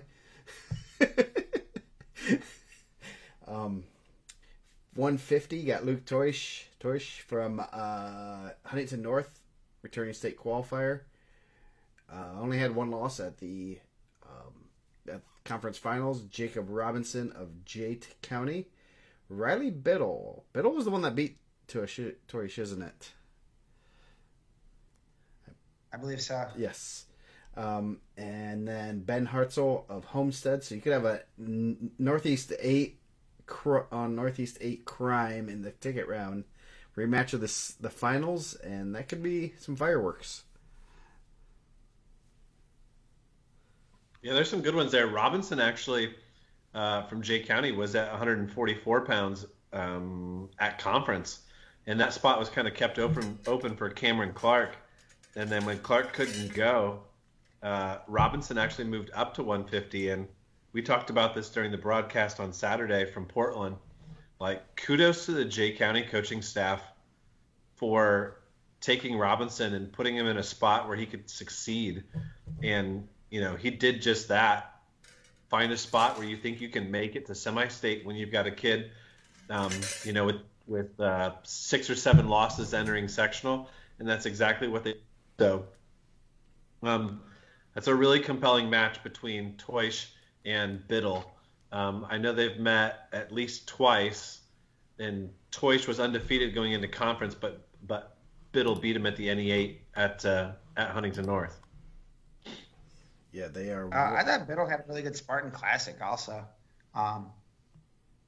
So that'd be a good one. 2 guys that are in the state rankings pretty close. Another quarter bracket with 2 state-ranked guys, Jaden Jett of Cowan, senior, Hayden Wagner of Oak Hill, Connor Prochaska from Snyder, and then Blake Denman of Angola. Could have a potential your token Cowan versus Angola matchup, about as far north and as far south as you can get in the semi-state. Man, me and Caleb did not see eye to eye on this weight. I had Biddle at 24, and Toish at 21. He had Toish 4 and Biddle 3. I had Jet 19 and Denman 17. He had Denman 5, and he had Jet 2 and Denman 5. We were not on the same page. You guys need to communicate more. That's the best thing about these semi-state brackets is you see these kind of like what, and so people, hence why we get all the questions all the time, and 2 different people, 2 different opinions. So, and sometimes Mike even his alternate personality, aka his brother, ranks the Chicago semi-state differently. I could have explained it one time, like the way it falls in the semi-state sometimes doesn't match with the state rankings sometimes just based on like results. Like someone might have a win over whoever in the state rankings, but has some losses in the semi-state rankings. It's weird. So, anything of interest in this quarter bracket? I don't think anyone's really hit each other here. So, no, I view Jet and Denman through the Belmont lens, of course, and they both wrestled Luganville really, really tough, and they were within a point or 2 of him late in the match. Jet ends up winning Saturday, I think 4-0, and Denman was up maybe a point with a minute to go. Ended up taking down Luganville and pinning him at Goshen. But that should be a really close competitive match in the ticket round. Yeah, I'm gonna take my guy Brock Hagwood's thing. He said Denman's underrated. We're about to talk about his quarter bracket. He said he's underrated. I believe him. So, next quarter bracket, Brock Hagwood of Prairie Heights, Daniel Espinoza of Leo had a upset win Saturday. Isaiah Corba of Peru and Blake Luganville from Belmont. So, Hagwood qualifier last year, looking to get a medal this year in a good spot.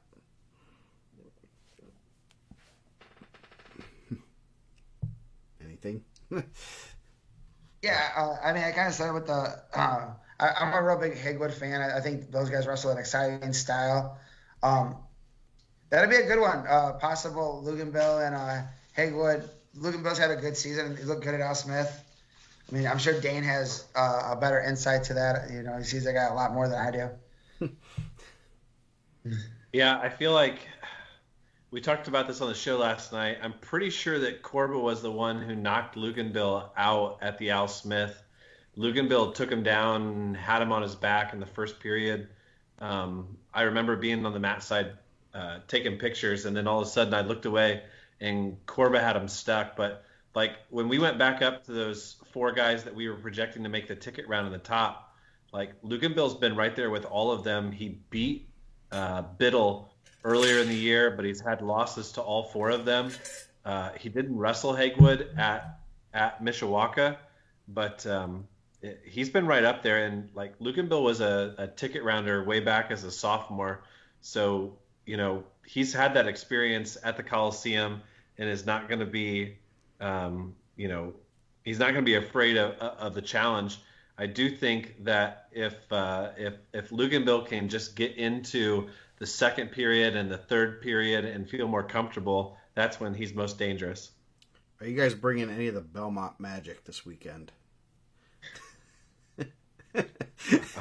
We will find out whether said Belmont magic is working or not. We have Rex with us. That's like a lucky rabbit's foot, right? Something like that. Brett Smith said that the Twins are not good at Madden 24. So if you find out Madden, sounds like those are dubs. Yeah. And our Madden rankings are towards the bottom. Yes. So last quarter bracket, Aiden Elkins, New Haven, Porter Kleberg of Central Noble, Max Byerly of Adams Central, and Ty Galvin of Mechaniqua. So the only ones ranked here are Elkins and Port Kleberg, 6 and 10 in the semi-state. I think Kleberg's a really good freshman. I know he was in the rankings early on. I think when you're the younger guys, we talked about it, there hasn't been a freshman champ north of 130 since 2001 with Blake Maurer. So when you're getting some of those guys, it's a little bit harder to translate that style in, but it seems like he's trying to figure it out a little bit at a start. But Aiden Elkins is tough. He's been in the rankings. Max Byerly, another really young Adams Central guy. I know I was telling Dane I'm pushing for Adams Central, maybe Al Smith. I think that'd be a good fit. And then possibly you have Aiden Elkins, Max Byerly ticket round match. Yeah, Byerly actually wrestled Galvin in a match that we had on WCBD in December at New Haven, and I think Galvin took him down a couple times and beat him by 4 or 5 points. So that's always fun to see.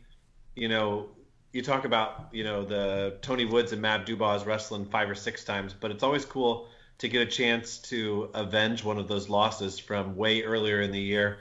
You've got the film. There's no mystery as to what the other guy's going to do, what the choices are going to be, and that always makes for wrestling when you have that familiarity. Rex said, didn't Thryne win as a freshman last year at 126? I said north of 132.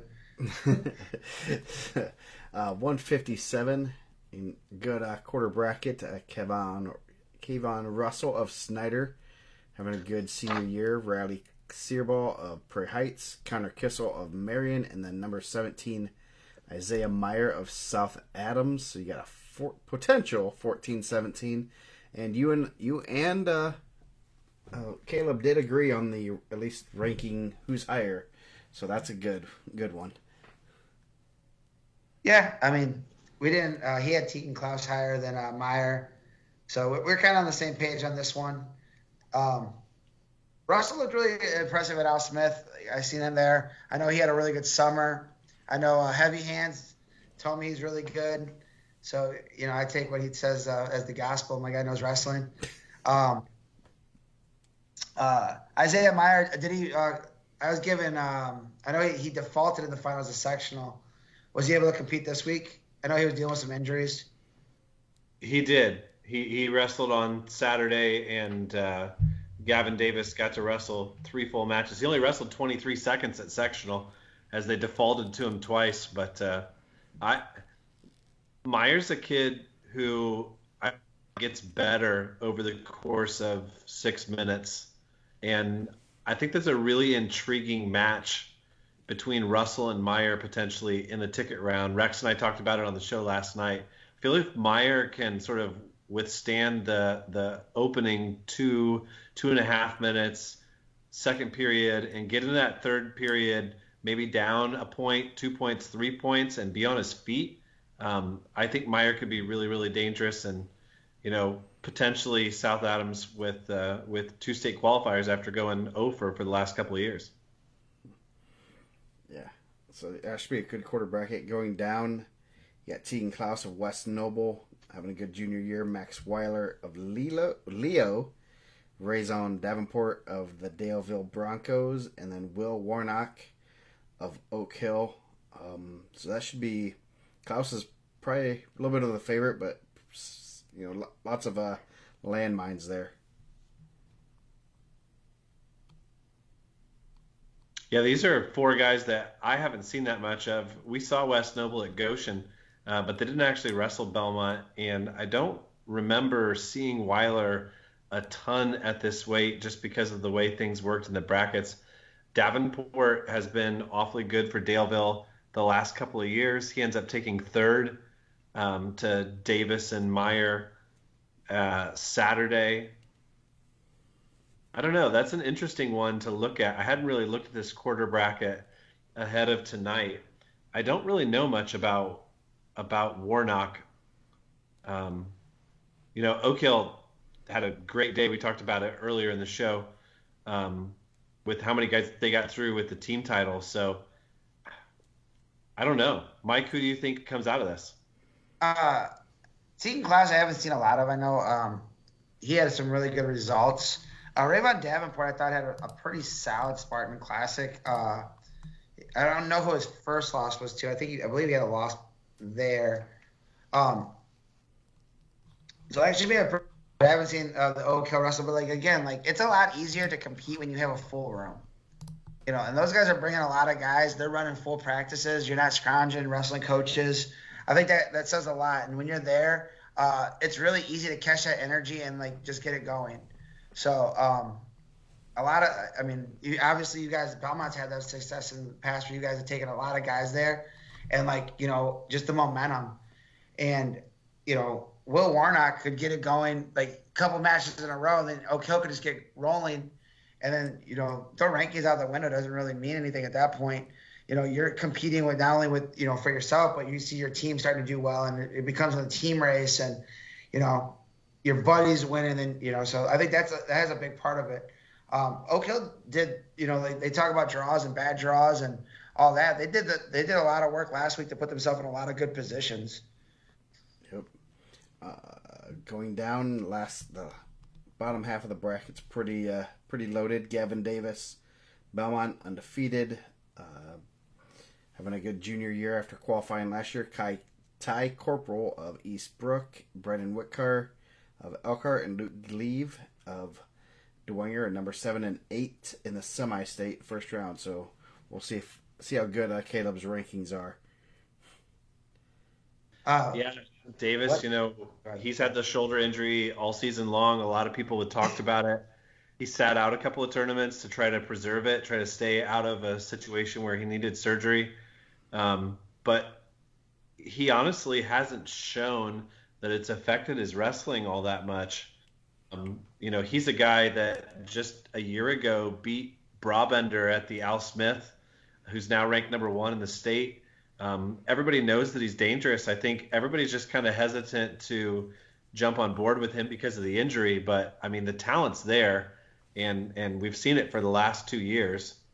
He got hurt way back as a freshman at Team State at Martinsville when they were wrestling Western. So it's going to be interesting. I know that he has a strong rivalry with Mitchell Betts, and they've wrestled each other several times in high school and on a couple of different competitions. But Gavin's super talented for Belmont. Yeah, I mean, he's really good. And, to put on, I know we had talked earlier on, I think he set out a couple, and he was saying he was, trying to preserve it for Team State. That says a lot about his character and, like, the type of teammate and the type of person he is, that he was going to, put it out there, and now he's going. Whitaker's had a really good year, too. I think that'll be a good one with Glebe first round, the winner of that, getting possibly Davis. But Whitaker's had a really solid season. He's taken some tough losses in any IC and some other spots. In the last quarter bracket, Mitchell Betts, only one loss at Al Smith. Evan Duncan of Winchester, Ian Amstutz of New Haven, and Ben Barker of East Noble. Barker's had some good wins. You got two great guys there. But Mitt Betts has two state. Does he have two state? He has 2 state medals. So that's going to be a tough draw for the East Noble Knight. Yeah, he's pretty big at 157. I know. Talk about the Maryville guys when they wrestled. When he was there, they're like, man, how are these guys making? He wrestled Palat in the semis, and Palat's pretty big at 57 too. He looked really good this past weekend, and Betts was bigger than he was. I think just kind of going into that, he's probably eyeing a state title. He's right in the mix. That'll be a good match with possibly him and Davis. Like Dane said, they have a pretty good rivalry going. Betts is really good. Going down, we are at 165. Pretty well, kind of almost a wide open bracket. Chance McCullough from Elkhart, regional champ. Colton Crabb of Tippecanoe Valley, they're back in the Fort Wayne semi-state. And then number 10, Levi Abbott, qualified last year, and he has August Adams of Carroll.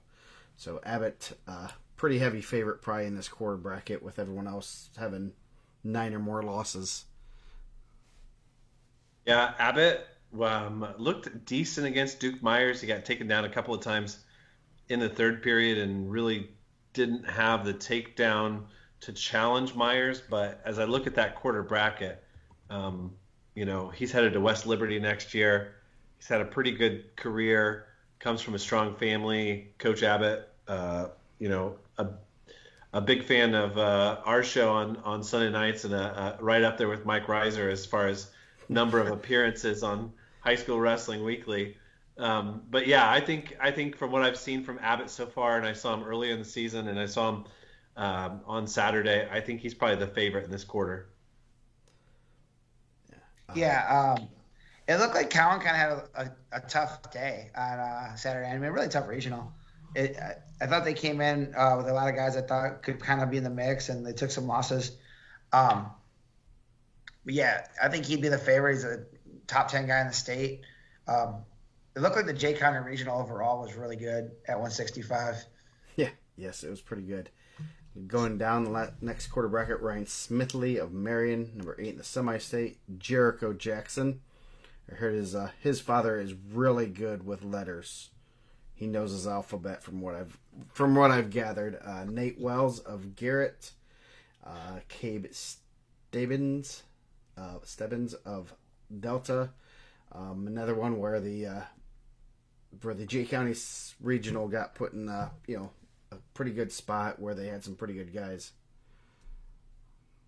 Yeah, Stebbins beat Duke Myers earlier in the year at Team State and was tied with him with 5 seconds left in the finals on Saturday. So, he's definitely the favorite here. And that would be a nice little rematch for him and Abbott in the semifinals if that one works out. Stebbins is so tall. He's got such a different body type than a lot of 165 pounders, and it sort of creates a different dynamic than a lot of those guys are used to. Yeah, I was going to defer to Dane on most of these. It looked like Jay County was really tough. He was there. Stebbins is really good. Um, that was a huge win for them at Team State. With I think that was kind of like we talk about momentum. That was a huge momentum swing in that match. Um, that was a huge win for him. And then Myers getting it back since it was close. I'm sure those guys, could be wrestling again Saturday night. Bottom half of the bracket, you got Ethan Smith of Snyder, Cody Cox of Norwell. You got 6 and 7. Cox, a little bit overlooked at that regional, but he's pretty solid. Jonathan Flores of Goshen versus RJ Trevino of Oak Hill. So you got 3 guys with numbers. Trevino slipped in the last rankings, 33 and 1. I'm guessing we have no clue who his losses to, but. Well, yeah, whoever won the regional. Oh yeah, that would be a good one. Or no, he lost to Smithley. Yeah, Smithley. Yeah, the regional, right? Smithley's the champ. Yeah, yep. He took his first loss, so he's I guess I was thinking he was a champ, but yeah. So he actually probably got in a better spot by losing. Did they know the draw? Maybe Coach King's got it all figured out. Yes. Jonathan Flores from Goshen, though, he pushed Duke Myers way back at those Goshen Red Hawk duels in November. He's a pretty decent kid. Cody Cox is dangerous as well. I didn't get to see Ethan Smith because he was out when Snyder wrestled Belmont, but I know the general, my pal, he talks really highly of Smith. Somebody's going to come out of there and have really earned it because it's going to be a really competitive quarter. But I have liked all 4 of those guys throughout the year at 165, and I've kept my eye on it with knowing Myers was going to be there and potentially a semi-state champ there. Yeah, that's a coin flip. Who's going to show up and wrestle that day, right? Smith is real talented. Had a tough loss to Kennedy early at the Al Smith. I think he wrestled back. Did he lose in the blood around there? He lost to Emilio Tirado. That'd be a tough one right out the back. Cox was in the early rankings. I know he's taken a couple losses to Duke, right? And then I hadn't seen Flores, but RJ Trevino, if you wrestle 40 matches, you only got 1 loss, you're pretty good. Again, it's going to have huge team points. Delta and Oak Hill in a lot of the same weight classes. Yeah. Now, seeing, we were talking about it off the air, but kind of the team race, really wasn't thinking too much Oak Hill, but they're in winnable spots. So they have some really good spots, and they could definitely, if they, like you said, get on a roll, they could definitely make it interesting for the team race, which is always a lot of fun. I think it's the momentum part of it's really underrated. Like, you see people start, you see your teammates, guys you train with, guys you're grinding with all year, starting to wrestle well, and you can feed off that. Yeah. You don't want to be the person that's gonna not wrestle well and just kind of keep going. Yeah, I remember but it can also go the other way too. It could be the bad momentum way too. Yeah, at State, 7-8 years ago, I remember Columbus East having a real good run with about 3. You had the Rooks, you had Schnaggy, you had Combest, you had those. They were hammers, and they just started winning some. I think they won kind of a toss up match, and then Rooks won, then another, and it just, you could tell they were fired up, and they had quite a few guys in the semifinals, and you could tell they were running hot right there, and that's huge. That's huge. You see your buddies winning, especially winning big matches at semi-state and state. It's hard not to jump on board and get excited, and feel like, hey, I can do this. They did it. I can get a couple big wins and help the team out. So yeah, it's definitely. Well, and it's guys you grew up with, guys that you wrestled on, club teams with growing up. It's, especially in, smaller communities like that, you've wrestled those guys your whole life. Mm-hmm. So and I think the Columbus East guys were really, and they were really close. I know a lot of those guys are still really close. Yeah. So last quarter bracket, Duke Myers from Belmont, 2 state we're medals still heading to okay. Michigan State. Luca Hubley of Dwenger, the Saints. Jordan Simon of North Miami and Dallas Plattner of East Noble. East Noble not getting the best draws with their guys in those two brackets. Reason needs to talk to the IHSA. I mean, he's like the head of Coaches Association. He needs to get this done. He's such a good dude, man. I like him. Any comments on that? Duke picked up. Go ahead. Duke picked up his 4th regional title. It's a pretty cool accomplishment. Rex and I talked about it a little bit this weekend.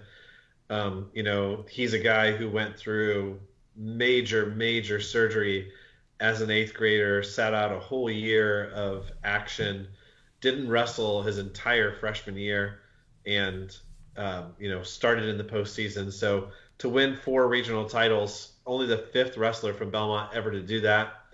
He's had, thankfully, a healthy senior season, and I think that's helped a lot. And I just he's the class of this weight class, and going to be a 2-time semi-state champ on Saturday. Dang, write it down. Bulletin board material. Cody, I hope you're listening.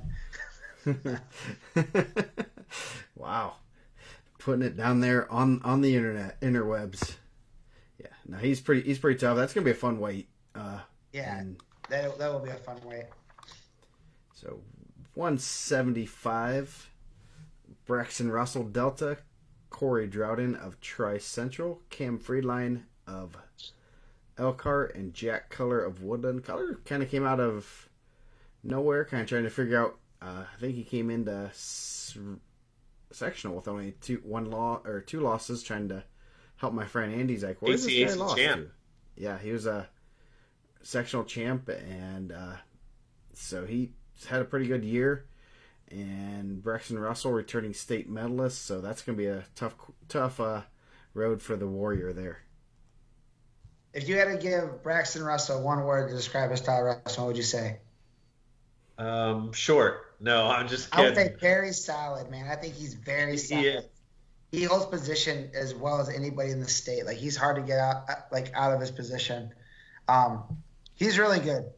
I know I kind of got, I think when I put Klauser 1, I know he had beat Klauser Friday night, their junior year. I know they kind of gave me a little bit, and then I think he took a loss at Mooresville, and he's been on a roll ever since. So he's really good. Next quarter bracket, Ethan Farnell of Mechaniqua, only 1 loss on the year, looking pretty good, looking to follow in his brother's footsteps. Joaquin Flores of Jay County, Jake Thrash of Homestead, and then Matt Levitz of Prairie Heights. I'm assuming Thrash beat Levitz in their duel because they are ranked in that manner, but I'll default to my rankings there. And yes, he did win 13-7, so a little bit of a rematch. Can never count out a Levitz.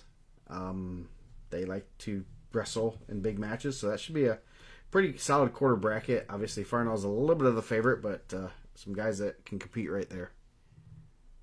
Homestead didn't get a lot of really good draws either. Homestead had some tough spots. I really like Ethan Farnell, 36-1. I think those guys show up to wrestle. It was really cool. Any comments, Dane? Brock Haywood said it was a fluke.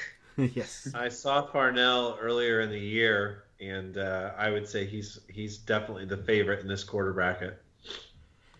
So going down, we got where the meat of this bracket is. You got Chase Leach of Garrett, only 2 losses, made it 2-time Al Smith runner-up. Graham Blythe of DeKalb, little DeKalb County rivalry in the first round of regional or semi-state.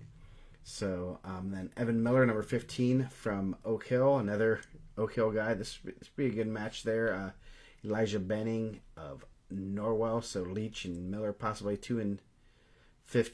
Leach having a real good senior year. Place 2-time state qualifier. So he's going to look to return back to state and take a medal this year. Yeah, he was going to load it one. Sorry, go ahead, Dave. No, I was just going to say, Banning Honestly, I haven't talked any smack to Caleb yet tonight, so I might as well open it up now finally. Baining probably deserves a top 10 ranking in the semi-state. He's got a couple of wins over Palacios, although those two have split. So I think when you look at this quarter bracket, and if you're trying to flying through, making your picks, you kind of look at Baining and you write him off because he doesn't have that number next to his name. But he's competitive. He's strong. He's wrestled well against Palacios earlier in the year. Um, and the same thing for Blythe. I've seen good things from him. And I know DeKalb's had it's kind of an up and down year, but saw some good things from him. I think at Team State it was. I haven't seen Leach a ton this year. But looking at that quarter bracket, it's kind of interesting the way it contrasts with the bottom, because I feel like somebody's going to come out of that quarter that we're talking about right now and think that they might have a road into the finals. But we'll talk about Detweiler here in a minute or so. I think he's one to watch out for in that bottom half. Yeah, I was really impressed with Leach and Al Smith. I think Aiden Costello was really good, and that was a really good match. In the finals, that 175 weight class that Al Smith was loaded. It was really good. He had a really good win over Russell in the semis. Al Smith to get there, and Russell's one of my favorite wrestlers in the state from Warren Central, just because he's out there putting up points, big move guy. And I know they had wrestled that summer and Chase there with the finals, and that was a really close match. Evan Miller, I think he lost to Hartley Hoover. I think Hartley Hoover's really good, and in the regional. He had a really good win over Paredes of New Prairie, who I thought was really solid. He was in the state rankings a little bit too. He pinned him at Team State in a minute 31. He's pretty solid. I think he's really good. That could be a pretty good ticket round match. Yeah. Last quarter bracket, Leish Detweiler, returning state placer from Goshen, Vince Lepera. Lepera? Is it like French? Xavier Palacios from Belmont and Hartley Hoover of North Miami. That's gonna be a good one. 6 and 7 in the semi-state, and then the winner gets Detweiler, who's number 8 in the state and number 3 in the semi-state. So that's gonna be a good quarter bracket. Detweiler took a loss to a John Glenn kid, Mason Colbert, early, so I didn't know, he kind of moved Colbert way up and dropped Detweiler a little bit early on. And then I think he came back and pinned him the second time they wrestled. He's really good. I know last year I was way higher on him than Caleb was, and he made me look really good when he got a medal. So he's always going to be one of my favorite guys. That first match with Palacios and Hoover would be really good. A couple of really good sophomores. Yeah, Palacios gave up the opening takedown in the blood round, I think, in one of those matches, and ended up getting near fall. He's killer with the cradle, and extremely strong. Rex talks about it every broadcast that we do, just how much strength he's got in the hands and with the cradle. But man, what I saw from Detweiler at Goshen makes me think that he's definitely the favorite here. But like we've seen a couple people comment on in the comments on Facebook, like just if Xavier can stay in a match and he gets a chance to be on top, he's dangerous. Well, now you're giving scouting reports. Scouting report. Jeez, man, come on, Dane. You gotta help your Belmont guy. Actually, he's probably like a legger or something. I think Dane's kind of throwing everyone for a loop here. Man, with all the video that's out there these days, there's not many secrets left. No, there is not. Hagwood in the comments getting some good heat going, man. He might be their dog pound red. Panther Cage Black over here, man. That comes up. I get them mixed up because one of them is dating one of my former when I lived up in Waterloo, my neighbor, their daughter. So I think it's Brody, if I'm not mistaken, but I make sure I keep an eye on her because she was a good girl. Now she's getting, I don't know, talking to Hagwoods or I don't know. I didn't know that. That was turning right real quick. I was about to just move on to 190. How about that 190? Yes. So, yes. So, okay. So yeah. So it isn't Brock. Brody must be the good one then. He's the nice brother. He better be.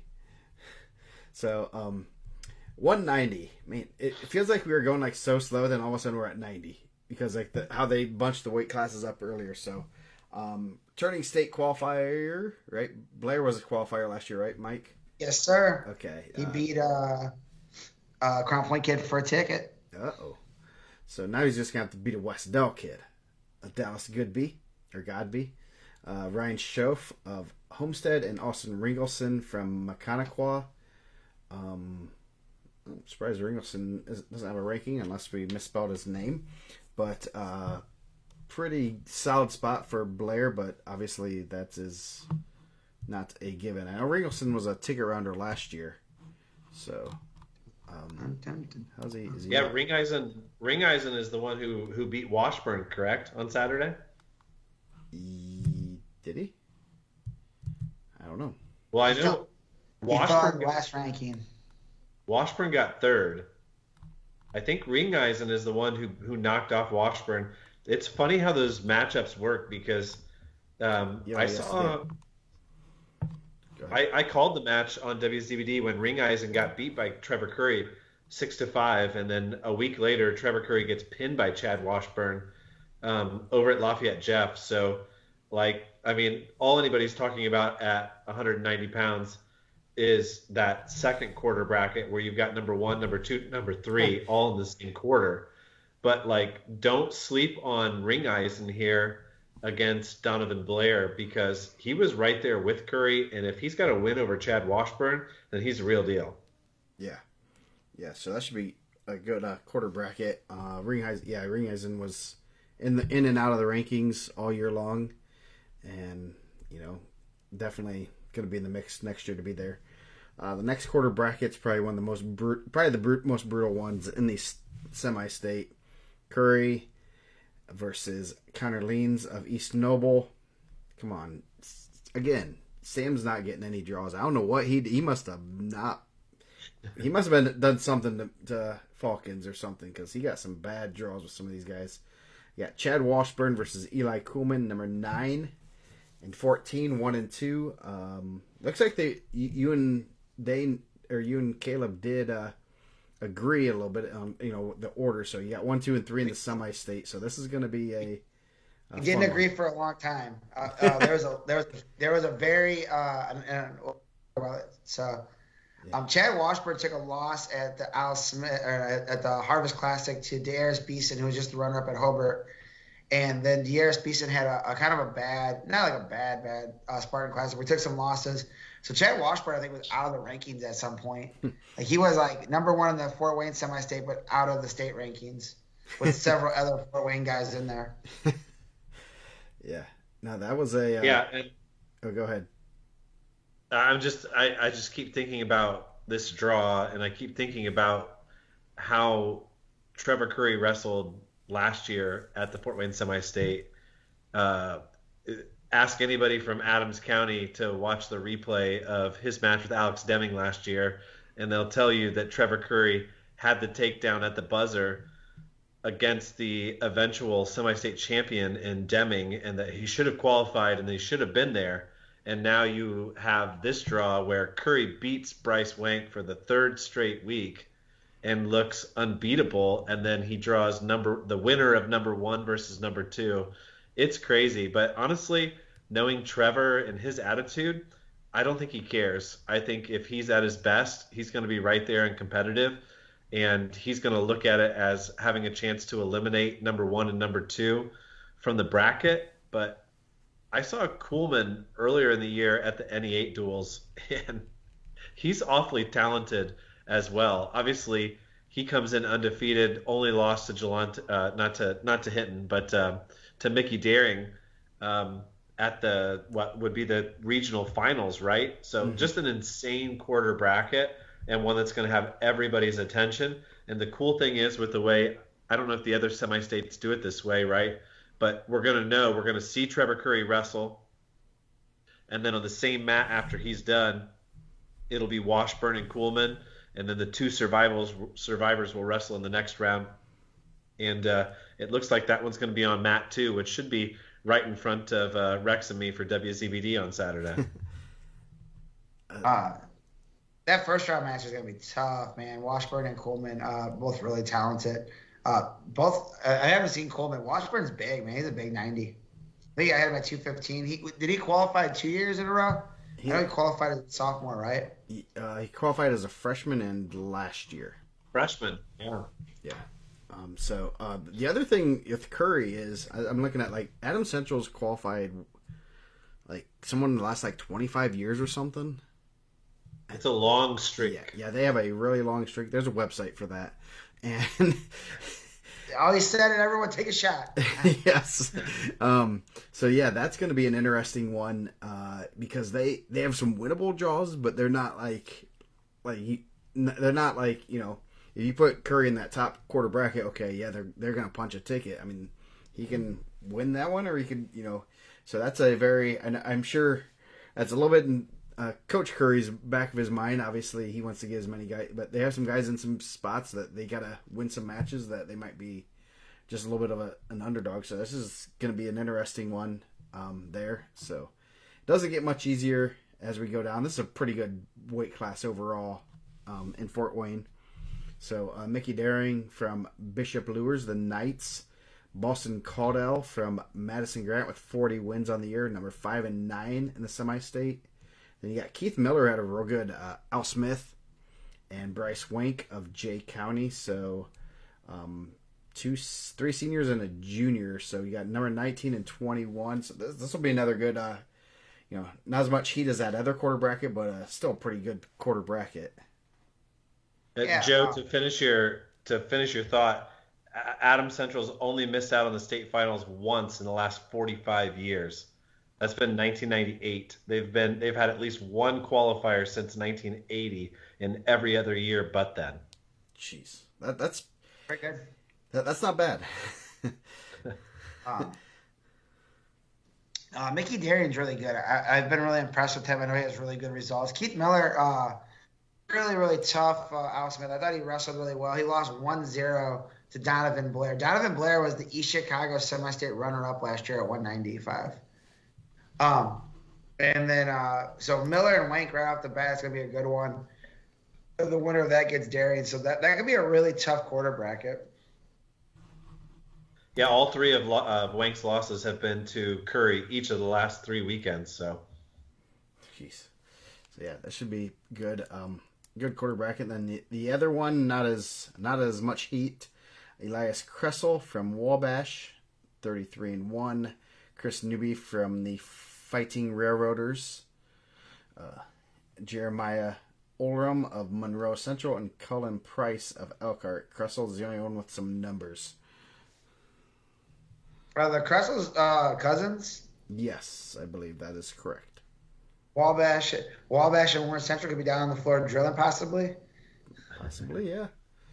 So no, and walking in together, alphabetical. Yes. Nice. Yeah, that'd be awesome, right? That'd be kind of cool. Yeah. So any pretty good weight class. Wish they would have been spread out just a little bit more. But should be a pretty fun bracket there. 215. We're gonna start off with Keegan Martin, Belmont, having a real good senior year. Aiden Hunt of Garrett, sophomore. Andrew Casavas of Eastern, and then Jackson Copus of Central Noble. So you got 3 and 21, 2 and 4 in the semi-state, potentially in the ticket round. Ooh, that's a good one. I'll let Dane. Dane, you go ahead and talk about Keegan Martin. He's been pretty good for the Braves, man. He's had a great season. I mean, Clark's the only guy who's beaten him this year. He's such an athletic 215-pounder. I don't think he's decided what he wants to do on the college end of things, but I know Coach Myers is sort of actively campaigning for him to get a spot at a college. He just needs to pick what level he wants to go to. So athletic on his feet.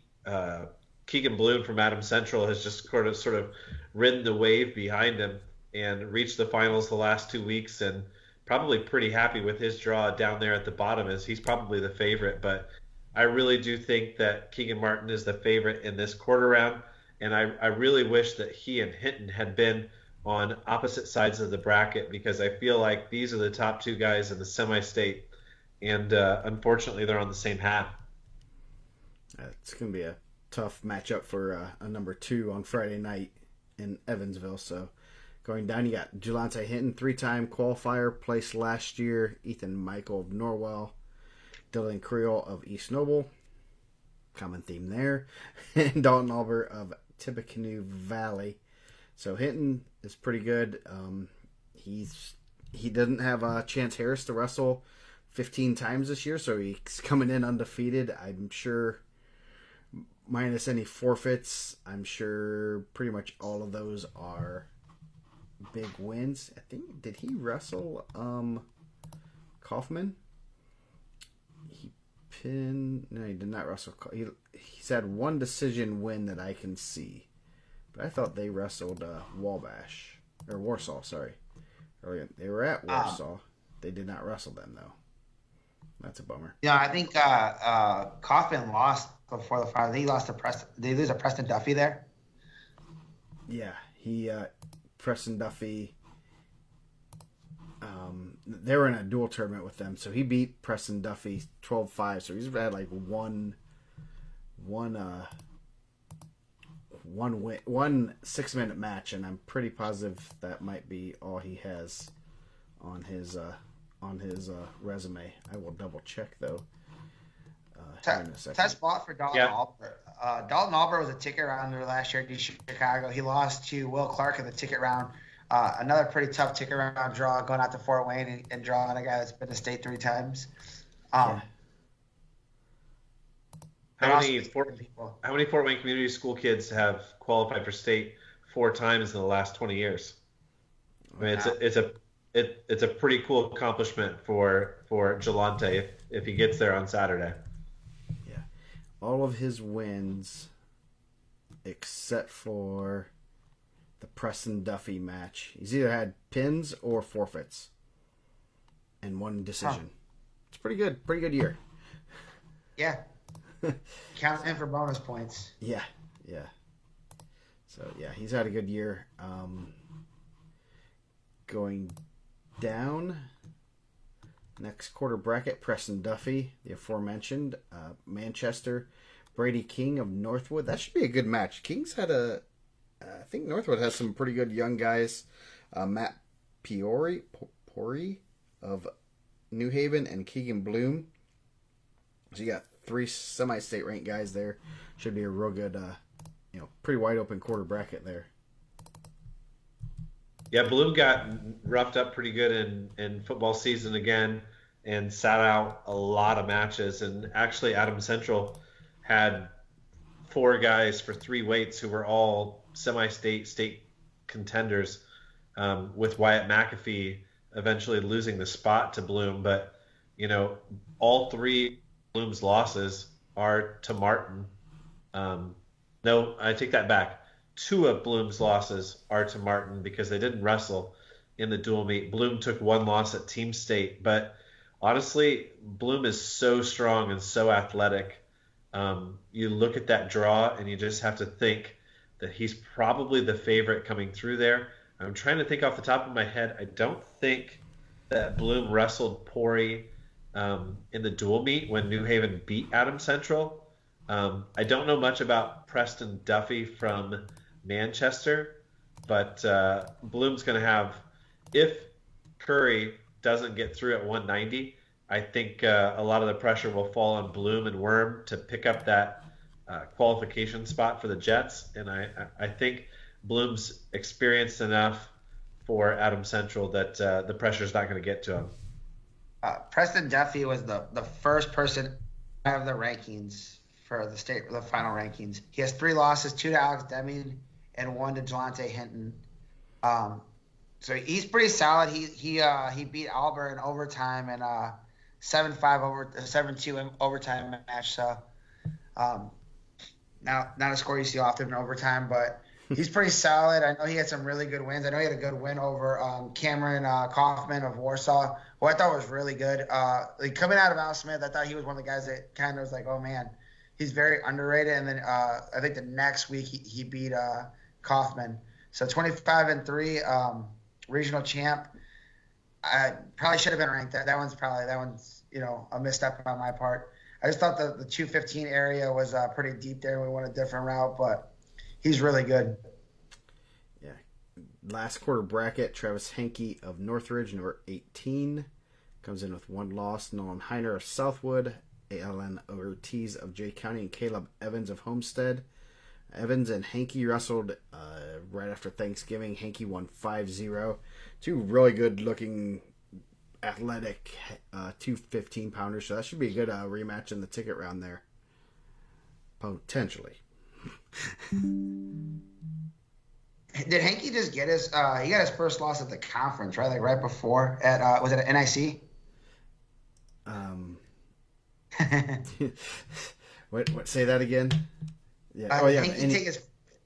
Yeah. He took that first loss there. I think. Let's see who his loss. His loss was to Kaufman, 9-6. So that should be. That's. Yeah, he's had a pretty solid. I mean, he beat. He had a 1-0 win over Poppy too. So Popey. So pretty solid year for him, and that should be a good quarter bracket there. We gotta hustle it up. Dane said he gotta get the cows to bed. Wake them up I just glanced at it. Yeah. 285. You got Trevi Hillman Conley of Peru.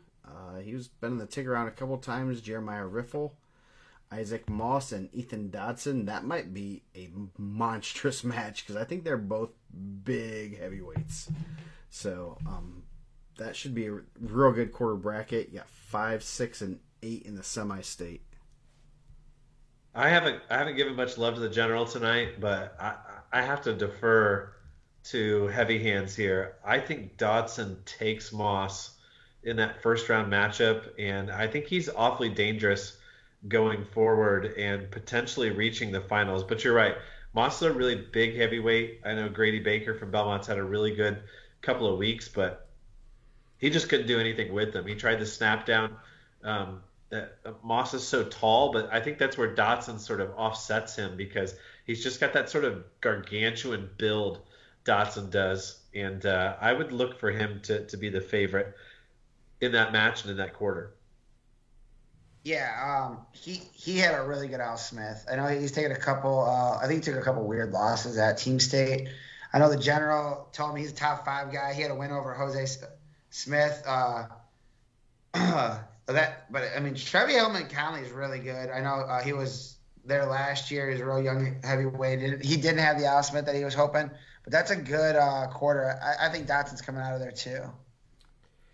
The next quarter bracket, James Hartleroad from DeKalb, sophomore Fargo champ, won regional. Connor Fernandez of Oak Hill, Vincent Park of Columbia City, and Zach Worm of Adams Central. This is a real tough quarter bracket. Hartleroad wins regional and then gets a returning state qualifier, and Worm potentially in the ticket round. That should be a real good quarter bracket there.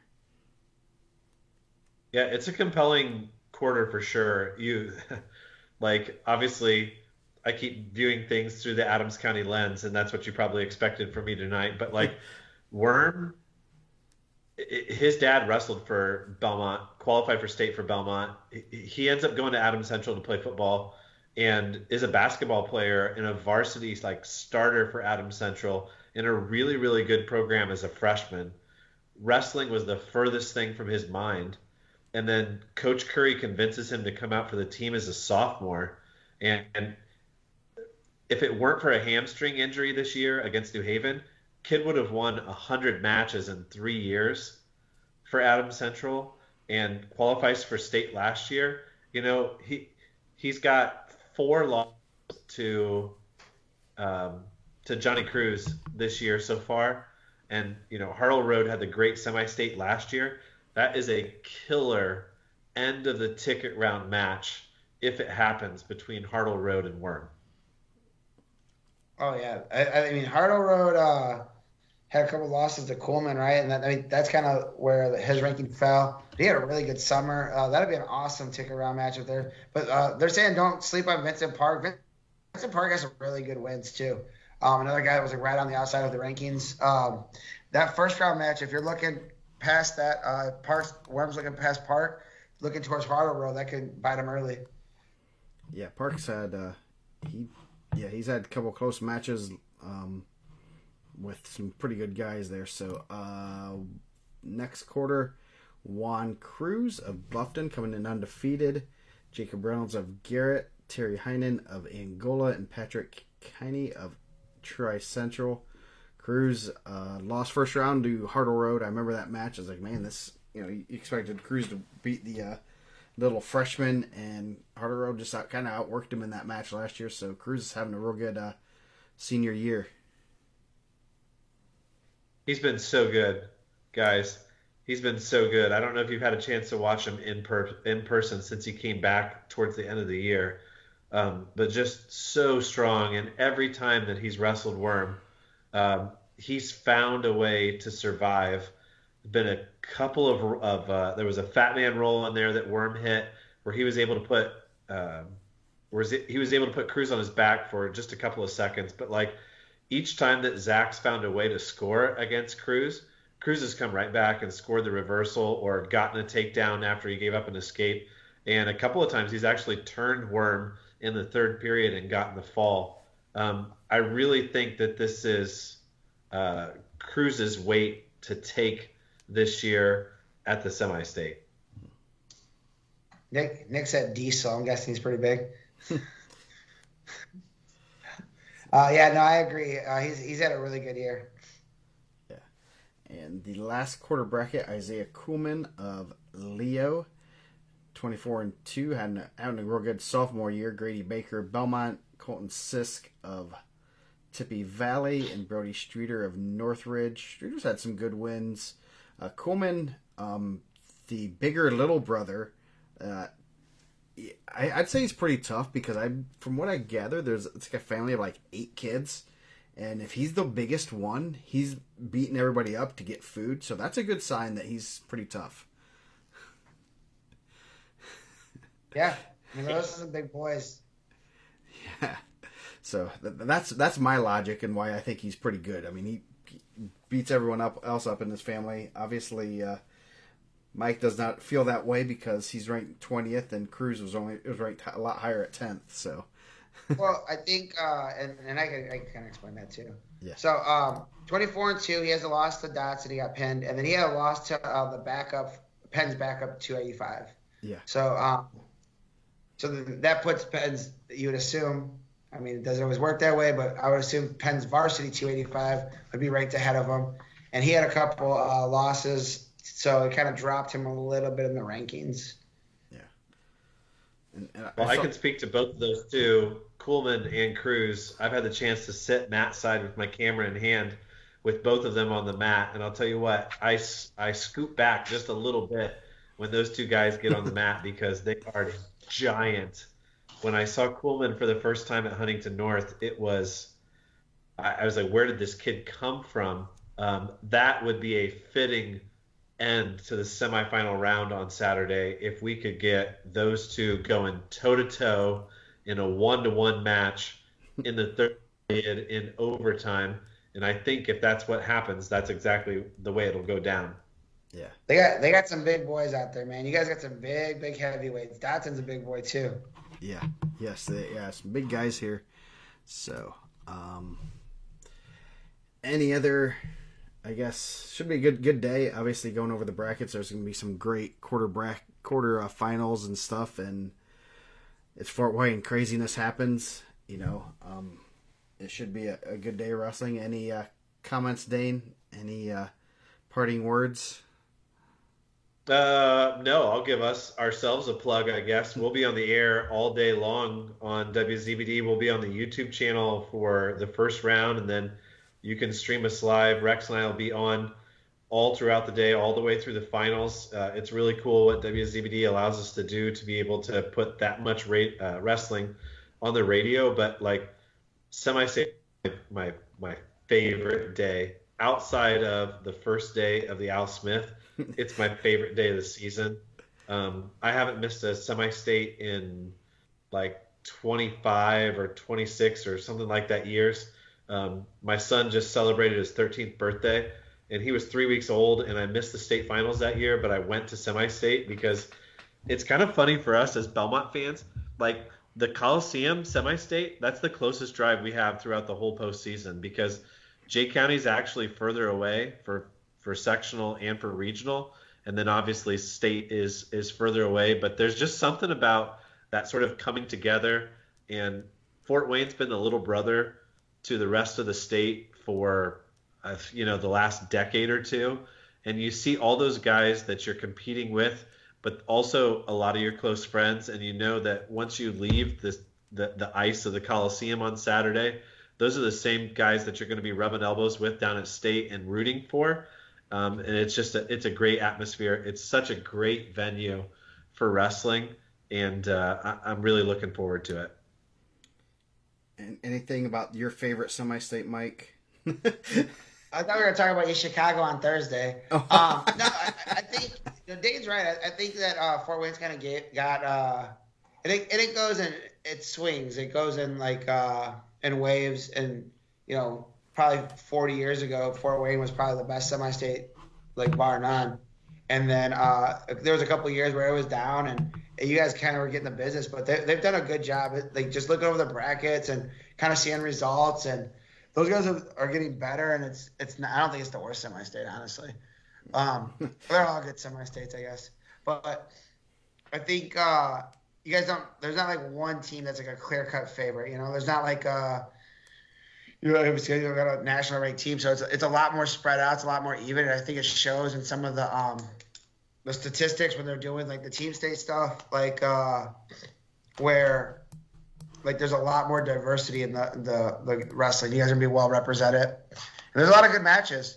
I mean, still that Levi Johns and Jalen May match, that's brutal, man. You look at that one and that's just a tough matchup. Yeah, happens every year. Anytime there's a potential of a two state medalist hitting, I think the HSA says we're gonna do that in Fort Wayne. That's the only time it does. They guarantee it. There's been some brutal ones over the years. Going through Maryville and East Chicago, like I think just when you're getting better, your teams are getting better, and like the talent's like rising up, like you just gotta run into those matches. And as the week goes on, we'll talk about. There's some brutal ones at Evansville. You look at it, and you're just like, man, that's awful. Like those kids like should be going, and we don't have a wrestleback, and I don't think we're ever gonna get a wrestleback, honestly. But it's just one of those things. Like if you did the real top four, it'd be a lot more competitive state finals. Yep. So we'll be back possibly tomorrow, but we'll be back at least Wednesday and Thursday. So we'll see how that goes. So it's getting late, so the cows need to be fed in the morning. So that's what Dane said. The cows don't feed themselves at 4:30, boys. So well, thank you, Dane, for joining us. I know you have a lot better co-host this. Lot better looking co-host today, and it's hard to argue. Yeah, well, big upgrade in that category. I'm sorry, Rex. So we'll see you guys Wednesday. If I can maybe find someone tomorrow, maybe I don't know. We'll find out. Just keep your notifications on. Wednesday, Thursday for sure. Yes. But I think Newcastle would be a good one. I think Newcastle should have their own show too. If we can go Tuesday, Wednesday, Thursday, and Joe's good for it. Yeah. I don't know if I'll be able to be there, but someone should represent Newcastle and break it down. Yeah, we'll do that. You gotta get like a panel and buzz people out for every regional. Yeah, yes. So with that, we're going to head out and have a good Monday evening and Tuesday.